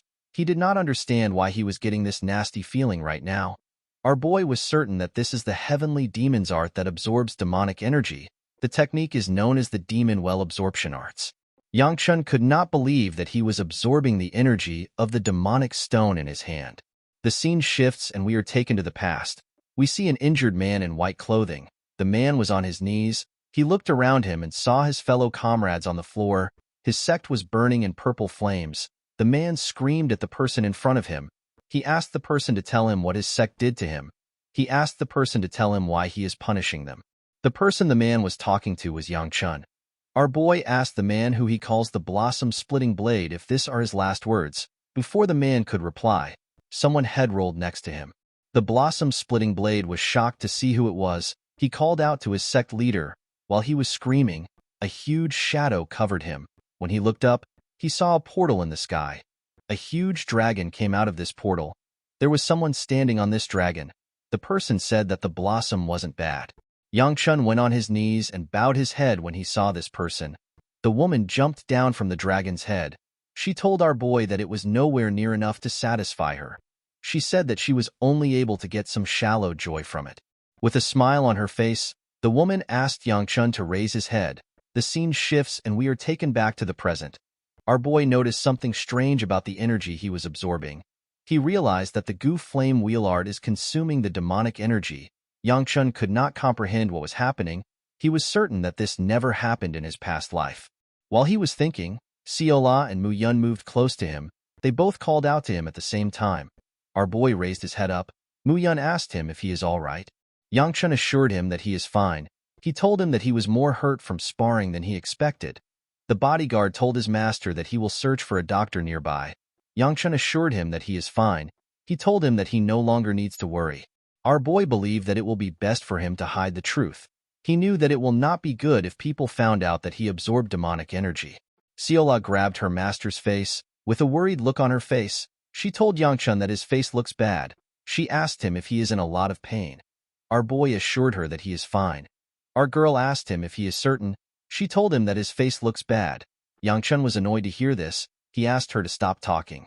Manhwa grabbed Seola's head. She told her that she is supposed to help their master instead of annoying him. Muyun explained to his master that they can visit a nearby apothecary if he is not feeling well. Our boy told him that he will be fine after a good night's sleep. He asked Muyun to get ready to continue the journey. Muyun accepted his master's order. He asked the other warriors to take care of things and take the useful carcass. While he was talking, Yangchun looked at his body. He noticed that he could no longer feel the demonic energy in his body. He wondered if the Gu Flame Wheel Arts really did something, due to the fact that the color of the demonic stone had faded. Our boy could tell that the energy within it has been properly absorbed. Yangchun crushed the stone with his hand. He decided to continue his journey. In the next scene, we see Yangchun and Seola at a stall. With a look of excitement on her face, Seola pointed at the honey cookies. Our boy walked past her and told her that he does not care. Seola was shocked to hear this. She asked our boy to tell her why he brought her out if he does not plan to buy any honey cookies for her. Our boy was surprised to hear this. He reminded Seola that he simply told her that he has some business in the market. Our girl latched onto Yangchuan's leg and used her grandpa as an excuse to follow him. Muyun asked his master to tell him why he came to the market. He reminded him that he has not recovered from his ordeal. He told Yangchun that there is no reason for him to come to the market the day after the Unified Dragon Assembly. He advised him to return home. He asked our boy if there is something he is looking for. He assured him that he can help him search for it. Yangchun understood that his bodyguard was worried. He told him that he cannot help him now.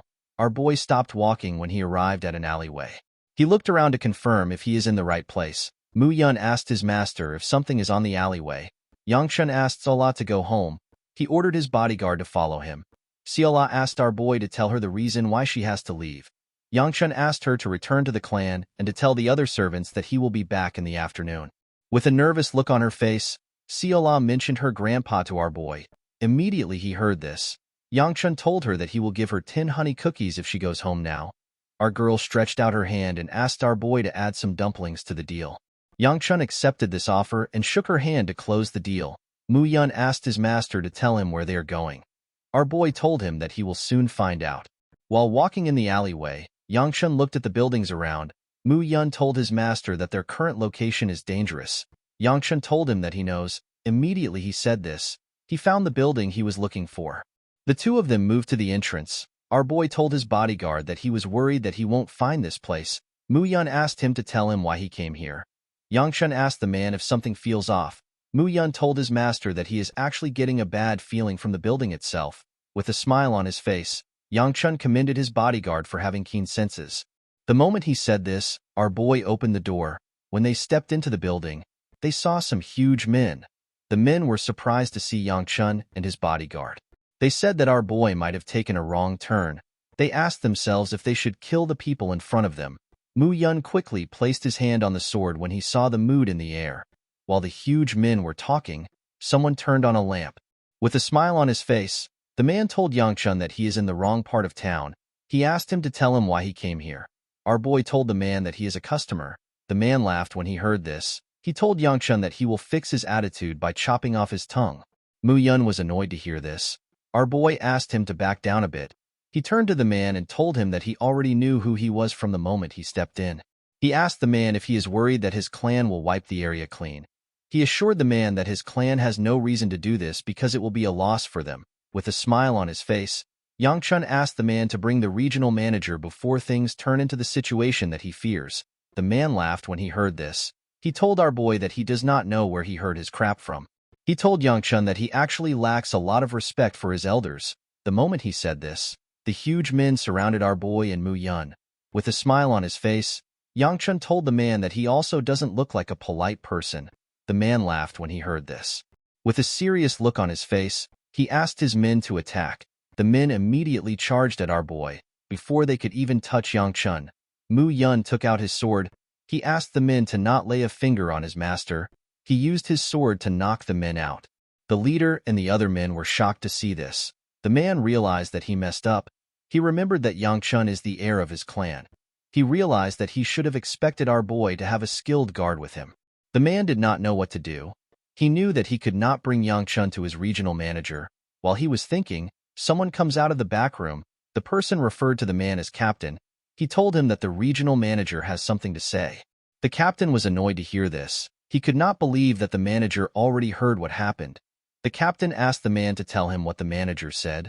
When Yang-chun saw the men talking, he believed that they were plotting something. He turned to Mu Yun and asked him to deal with the men. Before Mu Yun could do anything, the captain asked our boy to put away his sword. He opened the door and told him that the regional manager wants to meet him.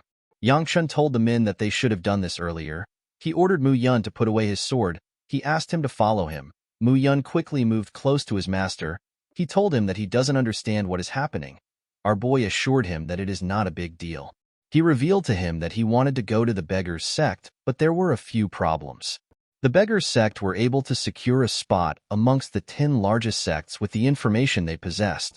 However, since they are still a part of the orthodox sects, they do not take jobs that would cause trouble. Due to the fact that the request Yang-chun wants to make is a bit problematic, he needed to go somewhere else. The place our boy is currently at is just like the beggars' sect, except it is only used by the unorthodox sects. This place belongs to the house sect. In the next scene, we see Yang-chun and Mu Yun arrive at the basement of the building. A young man with blue hair greeted them. He introduced himself as the Shangxi branch manager. He told them that his name is Du Wenshu. Wenshu told our boy that they weren't expecting him to visit.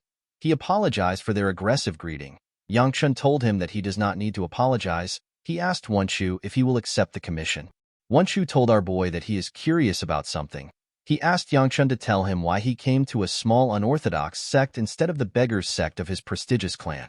Our boy explained to him that he came to them because this is a commission that the beggars' sect can't handle. He told him that only the house sect can handle it.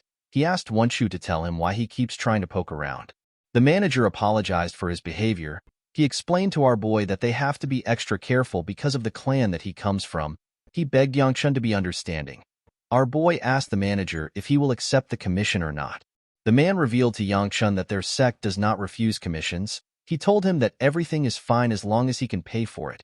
Our boy placed a paper on the table. He told Wenshu that he is looking for someone. He explained to him that he is looking for a boy that is just a bit older than 10. Wenshu took a careful look at the paper.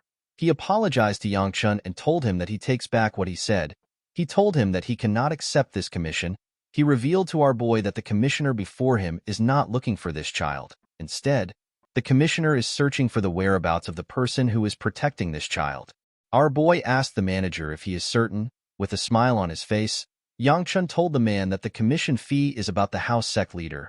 Everyone in the room turned their eyes to our boy. They had scary looks on their faces. The men quickly drew out their swords. They rushed to attack Yang-chun. Our boy sat calmly without reacting. Mu Yun took out his sword and blocked their attacks.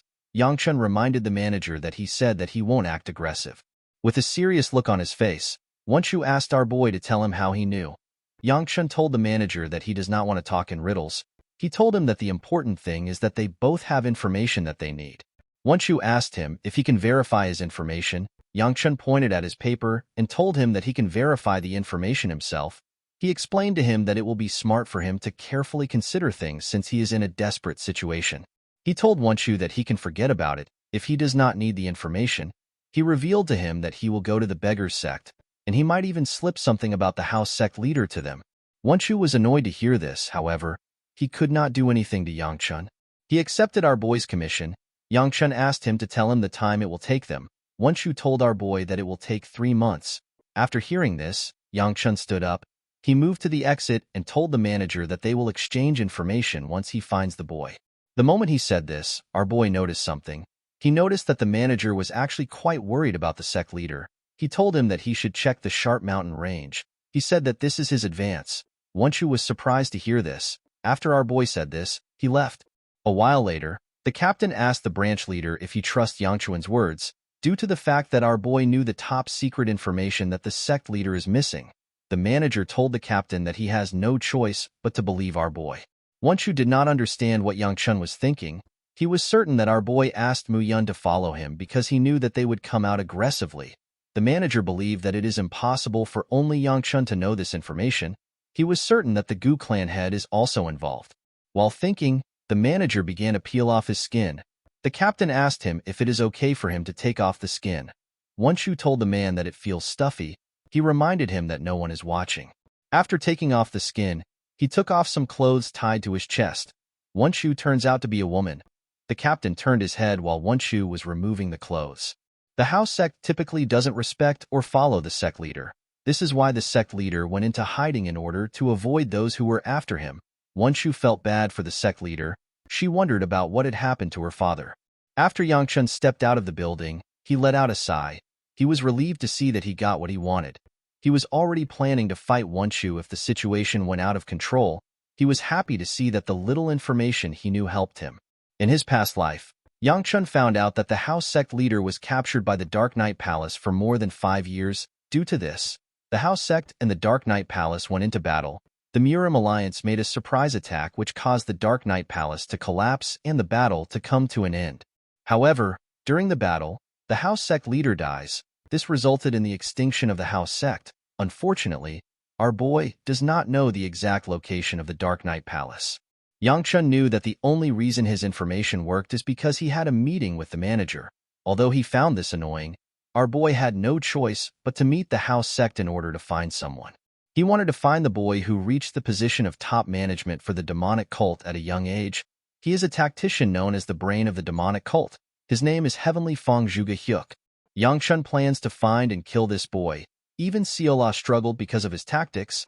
Our boy was certain that Hyuk will help in the advancement of the demonic cult if he does not deal with him now. While he was thinking, Mu Yun told him that he does not know who he is looking for.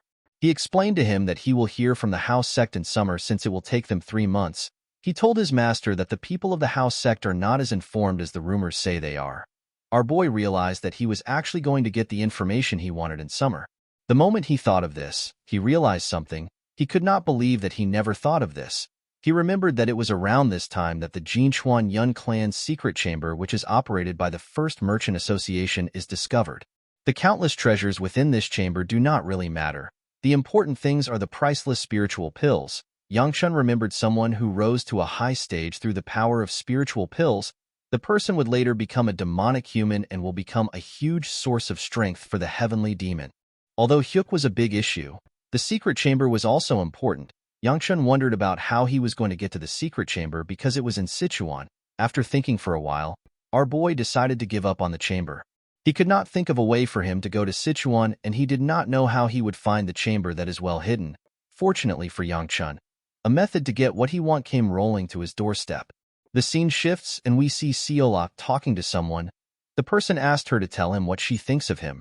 The boy assured Seola that he can make her happier. In the next scene, we see the second elder telling a servant that he missed a spot. The servant turns out to be the Sword Supreme.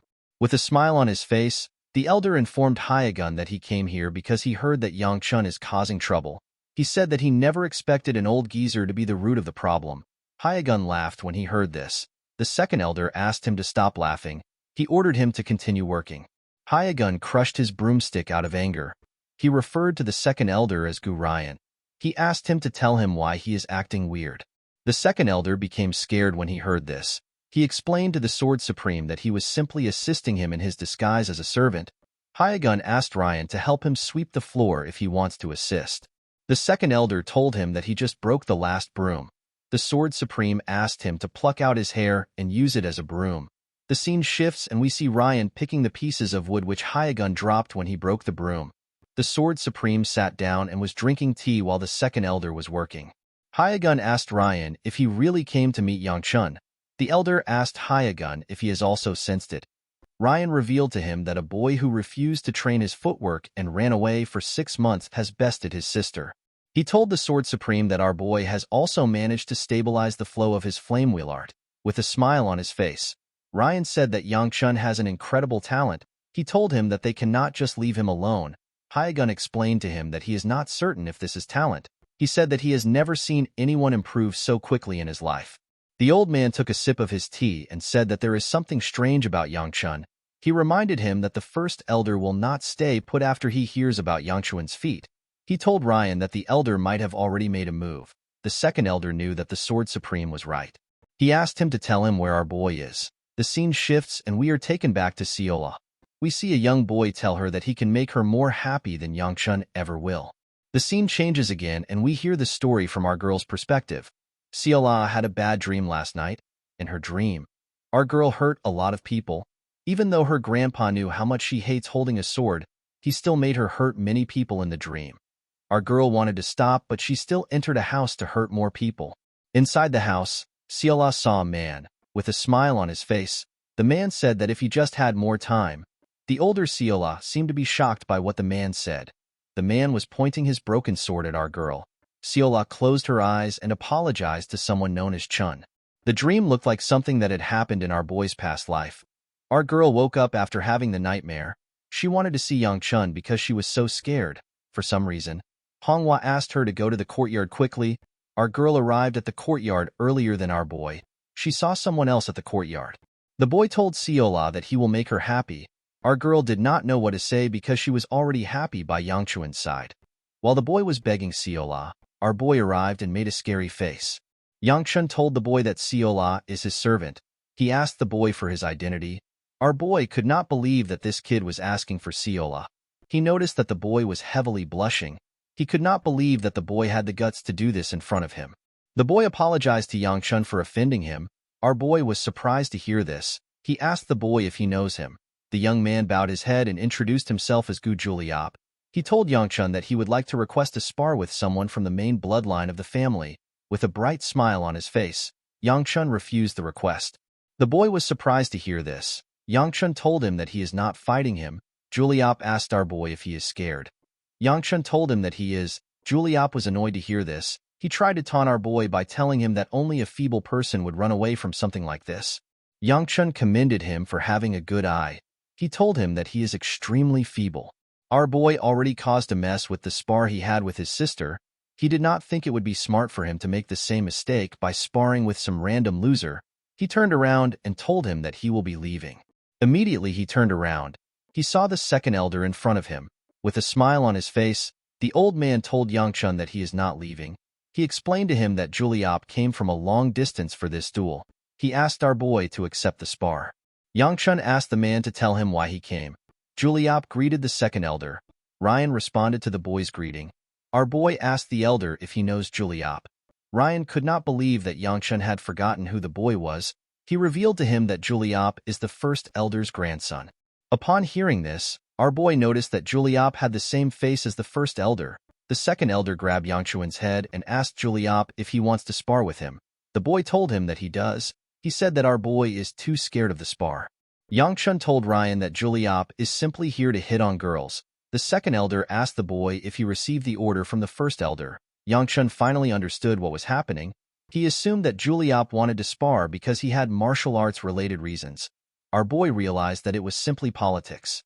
It is a well-known fact that the first elder is an ambitious man. He is waiting for someone as useless as Yang Chun to become the head of the clan. However, after seeing the person who he believed is useless defeat Yanseo, his plan got messed up. Our boy realized that the first elder is probably trying to use his grandson to stomp on him again. Yang Chun told the second elder that he still has no interest in fighting the boy. Ryan told our boy that Juliap came from a far place. He asked him to have one match with him. Yang Chun explained to Ryan that there is no point to the match. He told him that he will lose. With a smile on his face, Ryan told him that he has a hunch that he won't lose. Yang Chun grabbed Seola. He told the elder that he can tell that Juliap is stronger than his sister just by taking a single look at him. He said that he does not want to fight a losing battle or get involved in politics. Before our boy could leave, Juliap grabbed our girl's hand and asked her to wait. The boy told her that Yang Chun does not deserve her. He asked her to follow him instead of a cowardly freak. Our boy turned around when he heard this. With a horrifying look on his face, Yang Chun asked Juliap to remove his hand and follow him. He told him that he will accept his request. The scene shifts and we see Yang Chun and Juliap on a stage. Our boy began to regret his irrational decision. The second elder asked our boy to stop worrying. He told him that a fight with a new martial artist will help him improve. Yang Chun told Ryan that he needs to do him a favor whether he wins or loses because he wanted things to turn out this way. The second elder told our boy that he has no reason to do him a favor. He explained to him that he will bear the loss alone if he loses. He reminded him that he is the future clan head. Yang Chun told the elder that he is mistaken. While stretching, our boy revealed to him that he has no plan of becoming the clan head. Ryan was shocked to hear this. He asked our boy to tell him who will become the clan head other than him. Yangchun had already gave up all hopes of becoming the clan head in his past life. However, most people still think that he wants to be the head. With a smile on his face, our boy told the old man that he is going to roll on the ground and surrender if he does not do him the favor. Ryan realized that Yangchun was not joking. He told our boy that he has a single condition. Our boy asked him to tell him. The second elder assured him that he will give him what he wants if he wins. When Yangchun stepped on the stage, Juliop asked him if he is warmed up. Our boy told him that he is all right. While pointing his sword at Yangchun, Juliop apologized to him for what is about to happen. Our boy did not understand what Juliop was talking about. He asked him to explain himself. With a cocky smile on his face, the arrogant bastard reminded Yangchun that he did too much against him in last year's duel. He told our boy that he never expected him to be bedridden for a month after the duel. Our boy was actually not annoyed. This duel happened a long time ago to him, so he did not even remember the event. Juliop told him that he believed he was weak back then. He told our boy that it was probably a coincidence that he won Yanxio. Unfortunately, the first elder does not think so. Juliop explained to Yangchun that he does not like harassing the weak. He covered his sword with his energy and told our boy that he will really hate it if a weak man becomes the clan head. Yangchun did not respond to the boy. Juliop called out to the second elder and told him that he also has something he wants for winning the duel. The second elder believed that this was fair. He asked the young man to tell him what he wants. Juliop told the second elder that he wants Yol. Yangchun became enraged when he heard this. With a scary smile on his face, our boy referred to the boy as an arrogant bastard. Ryan laughed when he heard this. He accepted Juliop's request. He asked the boys to start the duel. Yangchun released his energy when he heard this. Juliop noticed something when he saw our boy's energy. Yangchun asked the boy to start. Juliop told him that the polite thing to do is to allow the weaker opponent attack first. Our boy asked him to tell him why he is afraid if he is weaker. Juliop was certain that he was better than Yangchun in speed, inner energy, and strength. Although he knew this, Juliop could not still attack our boy. He wondered if it is because of our boy's aura. The boy quickly removed this thought from his head. He was certain that Yangchun was full of flaws from top to bottom. He told himself that our boy is probably doing his best to deal with the inner energy he is exuding. The moment he thought of this, Yangchun stopped releasing his energy. Juliop smiled when he saw this. He believed that our boy ran out of inner energy faster because his energy is lesser. He was certain that Yangchun was now out of inner energy. Our boy took a stance. He reminded Juliop that he said that he can attack first. The boy told him that he can. Immediately he said this, Yangchun appeared next to him with his leg in the air. Juliop actually managed to see our boy's movement. He dodged Yangchun's kick. With a smile on his face, the boy told Yangchun that his attack was good, but he was too slow. Yangchun clenched his fist and gave the boy a quick punch on his face. Before he could react, our boy jumped up and landed a heavy kick on Juliop's face. The arrogant idiot got slammed to the ground. The attack caused a huge explosion. When Juliop raised his head, he spat out some blood. Yangchun asked the idiot to get up right now. He told him that he does not want to hear him cry that he won the duel with an ambush. He asked Juliop if he is already done. Juliop stood up and apologized to our boy for underestimating him. He told Yangchun that he was lacking. Our boy asked him if the fight is now over. Juliop took a stance and covered his sword with his energy. He told our boy that he is not yet attacked. Yangchun was annoyed to see that the fight won't end as fast as he wanted. Our boy knew that he did not have a lot of time left. Usually, Yangchun would utilize his inner energy by exuding it the same way Juliop is. However, in order to fight someone stronger, our boy needs to embody the inner energy within himself to reinforce his body. Unfortunately for him, his body cannot handle this level of inner energy yet. Our boy knew that he might experience energy deviation if he pushes himself too hard. Yangchun realized that he needs to finish this fight in 7 minutes because of the energy he had left. Our boy remembered that the sword technique Juliop uses starts and ends with the utilization of friction of force between the sword and sheath. He believed that he will be able to dodge his attack if he focuses on him. The moment our boy thought of this, Juliop launched his attack. The boy's attack was ridiculously fast. Yangchun barely managed to dodge it. It was as if Juliop was cutting the wind. The boy quickly turned around. He began to attack Yangchun more aggressively. Our boy could not do anything but focus on dodging. Yangchun noticed that the moves in Juliop's technique are well connected and natural. He could tell that Juliop trained quite hard to get to this stage. Our boy went down to dodge his attack. He turned his back to Juliop. Because of how well trained he is, our boy realized that Juliop won't be able to do anything once he cuts his technique off. Yangchun gathered his energy in his chest as he did this. Juliop prepared to land the final attack. Before his attack could land on our boy, he released his energy from his back. Juliop had to use his hand to block his face. He could not believe that Yangchun managed to exude this kind of energy. The split moment when he exuded all of his heat energy was enough for our boy to end the fight. Yangchun moved close to the idiot and landed a heavy punch on his stomach. Yangchun sent him flying with the punch. The idiot crashed into a wall. Our boy asked him if he knows what he hates most. He told him that he has no issues with people who insult him or try to take the position of clan head. Juliop spat out some blood. He noticed that he couldn't move. With a menacing look in his eyes, Yangchun revealed to him that he tried to take something that he shouldn't have dared to covet. He told the boy that he really hates this. Our boy did not like the fact that Juliop tried to take something that he did not deserve so easily. He wondered if he should break his arm so that he does not dream of trying something like this again. Yangchun decided to break his right arm. Before our boy could do anything, the second elder placed his hand on his shoulder and commended him on his win. He told him that he has done enough. In the next scene, we see Ryan scolding Yangchun. He told him that he was too harsh. Our boy told the elder that he expected Juliop to have prepared since he suggested the duel. He reminded him that the idiot got up on his own and went home by himself. He assured the elder that Juliop is fine. Ryan asked Yangchun if he is not worried about what the first elder will do. Our boy told him that he does not care. He reminded him that he is not going to become the clan head. The second elder ordered Yangchun to stop spouting nonsense. He told him that nobody can become the clan head other than a direct bloodline. Our boy told the man that Seola can do it. The girl asked him if she will get any food. Yangchun told her that she will be able to get as much as she wants.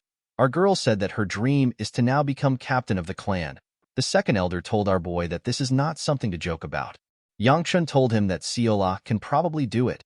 The moment he said this, he realized something. He wondered about when Seola was going to learn how to wield a sword. Due to the fact that she was called the direct disciple of the Sword Supreme, our boy was certain that she was taught by him. However, Yangchun has never seen Seola hold a sword. She has only been learning chores. Our boy was certain that Seola was not always this stupid.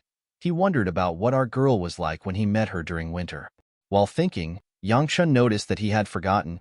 He found this to be weird. This was not something that he should have forgotten easily. Upon seeing that her master was thinking, Seola asked him if he is all right. She believed that our boy hurt his head in the duel.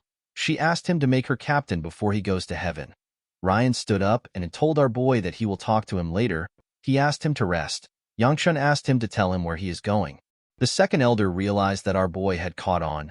With a smile on his face, our boy reminded the man that he needs to keep his promise. The elder was annoyed to see that Yangchun remembered. He asked him to tell him what he wants. He asked him if he wants money or food. Yangchun laughed when he heard this. He told the old man that he does not need something so trivial. He told the elder that he needs someone as powerful as him to help him with a difficult situation. Ryan asked him to tell him what he wants. Our boy pointed outside and asked the elder to send him to Sichuan. The man was surprised to hear this. Yangchun told him that he should be able to do this as an elder. Ryan did not understand what our boy was saying. He asked him to tell him why he does not simply go if he wants to. Yangchun was surprised to hear this. Ryan was worried about the favor our boy wanted to ask him. He never expected him to ask for something so simple. Our boy reminded the elder that he is talking about Sichuan and not a marketplace. He reminded him that the only son of the clan cannot just move around as he wishes. He explained to Ryan that he needs to have an important reason to go somewhere so far. Ryan revealed to Yangchun that he can simply attend the Tang Weapon Exhibition. Our boy was shocked to hear this. The Tang Weapon Exhibition is an event that is held every year. The Tang clan invites other households to exhibit weapons made by artisans. The elder told Yangchun that he does not need to attend the event, but he could use it as an excuse to go to Sichuan. Ryan could not believe that Yangchun actually fought in a duel for this request. Our boy quickly changed his words. He told the elder that he was joking. He asked the elder to give him money. The man told Yangchun that he must really want to go to Sichuan. He said that he did not realize this. He told our boy that it is scary to grow old. Our boy begged the man to give him a spiritual pill if he cannot give him money. Ryan stood up and told our boy that he will send him to Sichuan as early as he can. He assured him that he will show him the power of an elder. Yangchun told the man that he has changed his mind. He begged him to give him something else. While screaming at the top of his voice, Ryan told our boy that he will send him to Sichuan right now. Yangchun was surprised to hear this. He told Ryan that it is impossible to do this. He reminded him that they need to first report about it, and he needs to also get ready. Immediately our boy said this. He found himself near some workers. They said that they received an urgent order from the second elder. They were told to send Yangchun to Sichuan right now. The Sword Supreme asked Siola to stay and work with him. Our boy could not comprehend what was happening. While he was looking around, he found himself in the carriage. He did not know when the carriage started moving. Yangchun never expected everything to happen so quickly. With a smile on his face, Ryan waved to our boy's carriage. He asked him to have fun. Hyagun turned around and told Ryan that they need to get to work. The elder asked the old man if he is talking to him. The Sword Supreme asked the second elder if he will let an old man like him do all the work. While sweeping, the elder told Hyagun that he is bored. He asked him to listen to his worries. The Sword Supreme asked the elder if he sent Yangchun off so quickly because he wanted to share his worries. Ryan revealed to the old man that the clan head asked him about the immortal physician a few days ago. He told him that the clan head was asking because someone told him to. The elder asked Hyagun to tell him why he is looking for the immortal physician. The old man walked forward and ignored him. The elder decided to change the topic. He decided to ask about Siola. He told the Sword Supreme that his granddaughter did not seem human. He asked him to tell him what our girl is. Hyagun told Ryan that he is crossing the line. The elder became nervous when he heard this. The Sword Supreme took out some swords that he created with his energy. He asked Ryan to watch his mouth. The elder explained to him that he would have sensed a presence similar to his if she was human. He told him that the vividness of the presence only differs from person to person. Ryan revealed to Hyagun that Siola had no presence when he met her at the Unified Dragon Assembly. The elder asked the Sword Supreme to give up if he believes that the immortal physician will come down and fix her with divine skills. He told him that he already knows that this is not a disease. Before the elder could say more, Hyagun asked him to shut up. He created a large amount of swords with his energy. He told Ryan that Siola is human.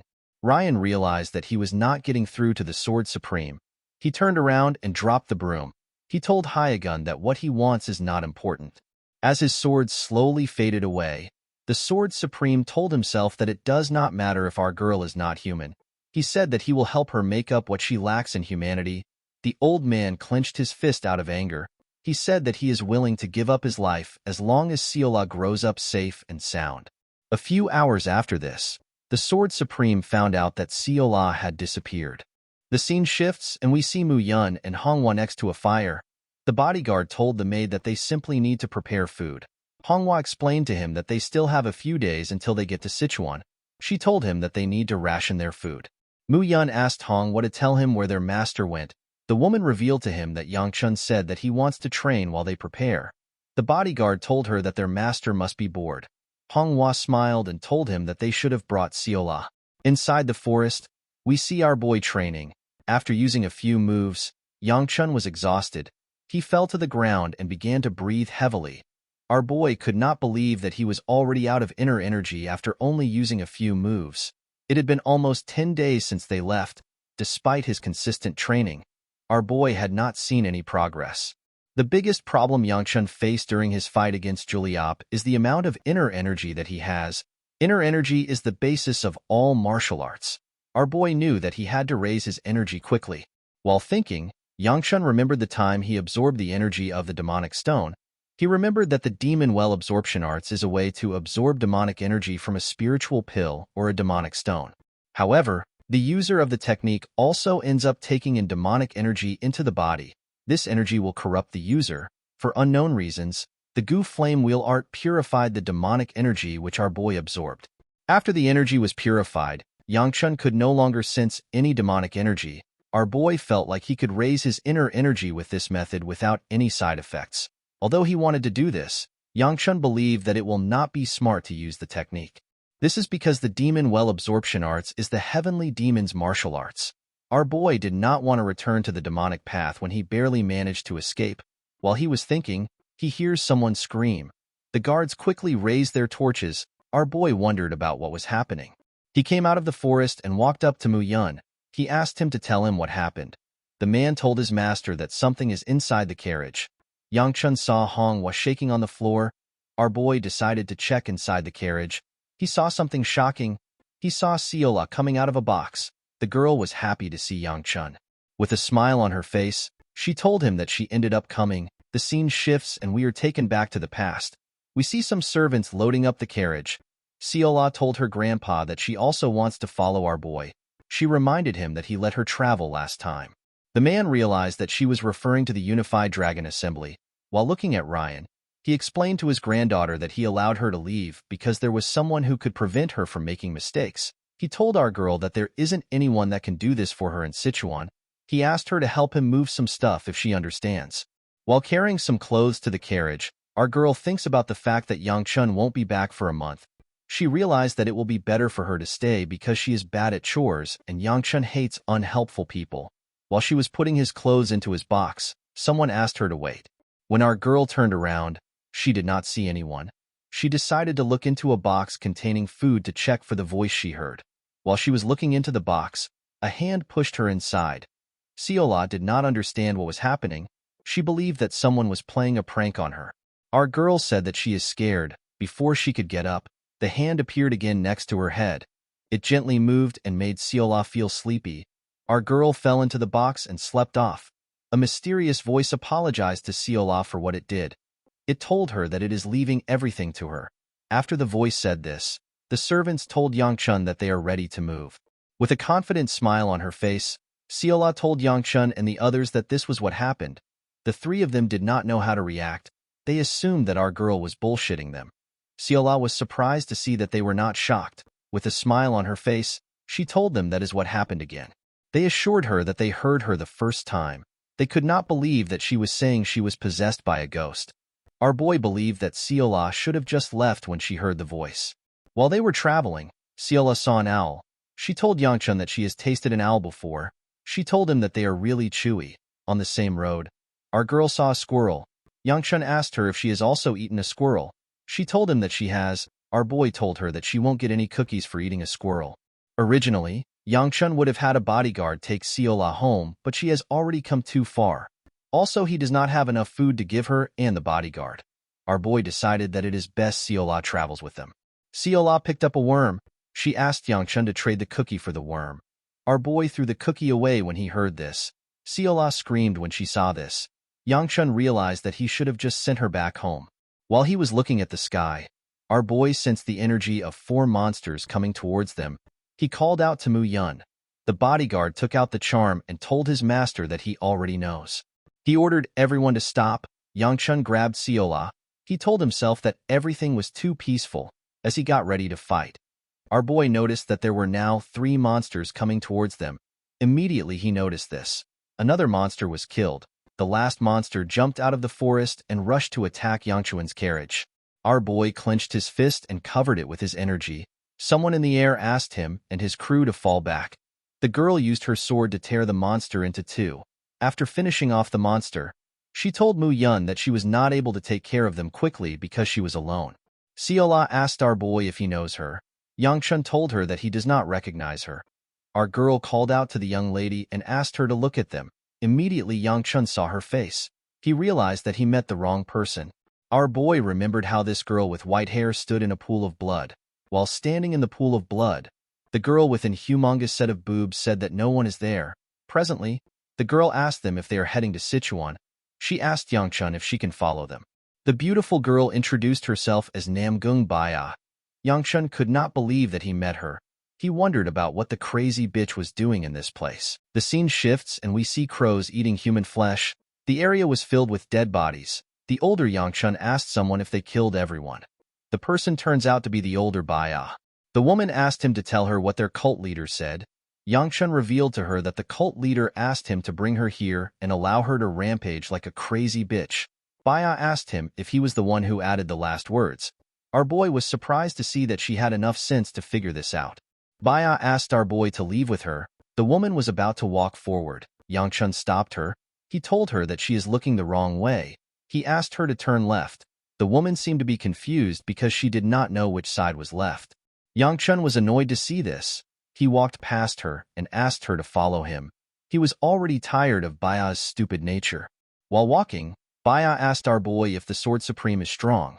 Yangchun turned around and reminded the woman that their cult leader will take care of the Sword Supreme. She ignored our boy's words. She asked him to tell her the type of swordsmanship he uses. She asked him if Hyagun's swordsmanship is stronger than hers. She turned to the side after asking her questions. Yangchun called her a crazy bitch. He gathered his demonic energy and fired it at her. When the attack got close to her, it split apart. It destroyed some rocks behind her. With a scary look on her face, Baya asked our boy if he wants to fight. Yangchun did not know what she was talking about. He pointed at her and told her that she is going the wrong way. He asked her to simply shut up and follow him. While they were walking, the woman told him that she has another thing to say. Yangchun turned around and warned her that he will tear her apart if she mentions anything about the three Supremes. Baya pointed to her right. She said that it looks like a shortcut. Our boy did not understand what she was saying. He slowly gathered his energy. Before he could stop her, Baya disappeared. Yangchun called her an insane bitch. Our boy arrived at their destination in a day, while it took Baya 4 times as long. In the next scene, we are taken back to the present. The girl realized that Yangchun's group is heading to Sichuan. She asked him if she can accompany them. Yangchun told her that they are not going to Sichuan. Our boy did not want to get involved with this crazy bitch in his current life. Although he was aware of her identity, Yangchun told Baya that they cannot just trust that she is a member of the Namgung clan. Upon hearing this, Baya closed her eyes and released a large amount of her energy. Her energy was quite huge and bright. Mu Yun quickly placed his hand on his sword. Yangchun could not believe that she was actually using the ruler's sword form here. He knew how dangerous the technique was. When Baya opened her eyes, an explosion occurred in the area. When the dust cleared up, we see a sword at her neck. The girl explained that this is all she can demonstrate. She told them that she is not yet adept at it. She asked Yangchun if the evidence is sufficient. Our boy said that he is now aware of her identity. With a smile on his face, he told Baya that he does not think they should accompany someone with such a fearsome martial arts. The scene shifts and we see Baya roasting a frog on a stick. The girl was not far away from Yangchun's group. Siola told her master that Baya will probably be sleeping next to the fire. Our boy already knew this. While he was happy that Baya did not say anything when he rejected her, he never expected that she would follow their carriage. Yangchun did not know why she was following them when he said that he was not going to Sichuan. He decided that the best thing to do would be to ignore the girl. He asked Siola to stay away from her. Immediately he said this, he noticed that our girl was no longer sitting next to him. When he raised his head, he saw Siola teaching Baya how to peel a frog's skin. Yangchun walked up to her and pulled her back. He asked her to tell him what she is doing. Siola revealed to her master that she wanted to help Baya because she was about to eat a frog the wrong way.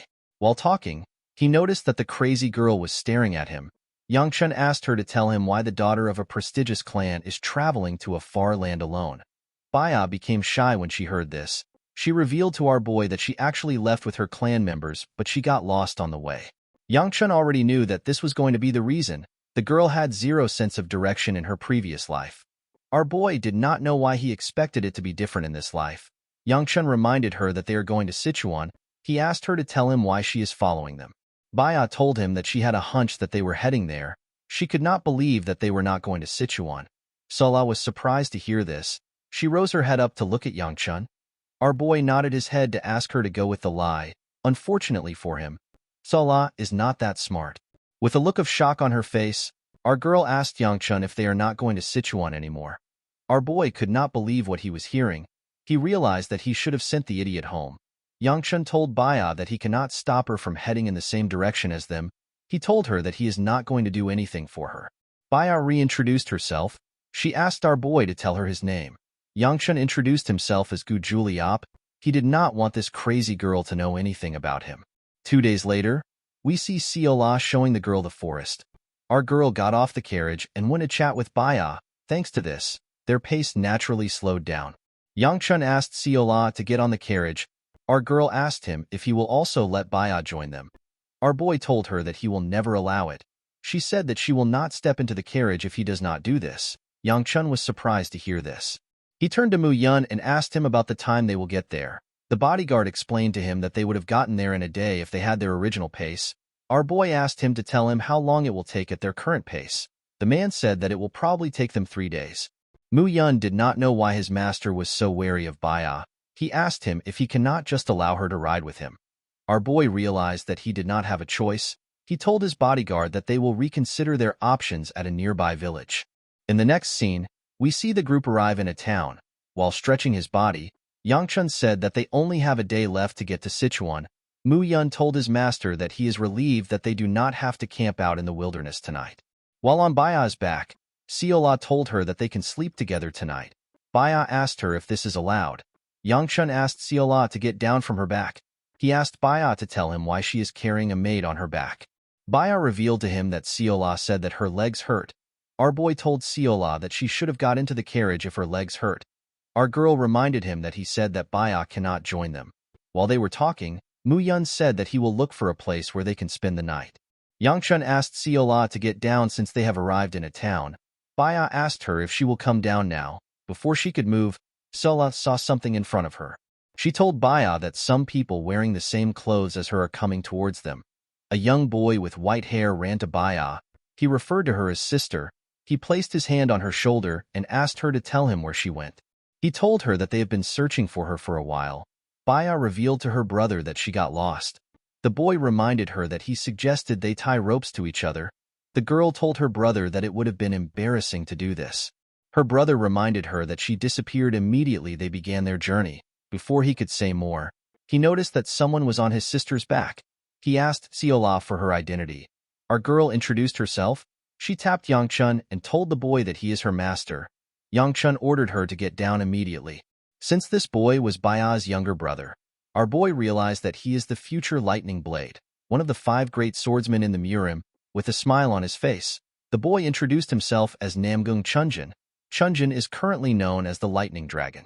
Yangchun introduced himself as Juliop. He told Chunjin that he is honored to meet him. The boy began to blush. With a weird smile on his face, Chunjin asked our boy to tell him why he is with his sister. Yangchun told the Lightning Dragon that they coincidentally came across each other on their way to Sichuan. He told him that they got here together. Baya was surprised to hear this. She reminded him that she walked here. While they were talking, Siola seemed to notice something strange about Chunjin. Chunjin apologized to our boy for his sister's intrusion. He explained to him that they have booked a lot of rooms for the night.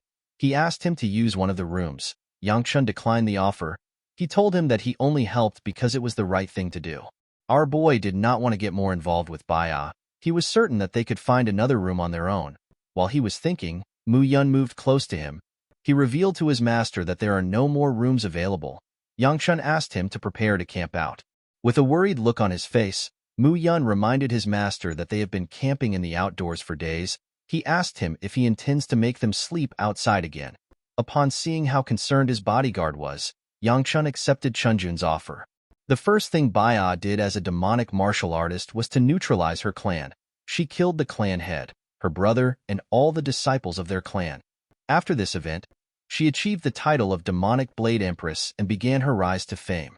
Yangchun wondered about how much Baya hated her clan for her to do something so cruel. Our boy believed that Baya did not have any problems with her brother. He assumed that they were going to be like him in Yansio. What he was most curious about was the ruler's sword form, which is the Namgung clan's secret technique. Yangchun could tell that Baya was much stronger than her brother, yet she did not have any title or fame at this point. Our boy believed that Chunjin was normal. He wondered if he is not seeing something. When Yangchun came out of the room, he saw Chunjin walking towards him. He bowed his head and thanked him for giving them a nice room. The Lightning Dragon walked past our boy and used his shoulder to brush him aside. With a look of anger on his face, Chunjin asked Yangchun to know his place. Our boy was shocked to hear this. Chunjin explained to him that he tried to be nice yesterday. He said that he never expected Yangchun to not know his place. He told him that he does not deserve to talk to his sister. With a scary look on his face, the boy told him that he does not know how he managed to seduce his innocent sister. He assured Yangchun that he will cut him in half if it happens again. Before he could continue talking, Baya came out of her room. Chunjin quickly changed his expression. With a smile on his face, he said that he is grateful to be able to help someone from the Gu clan.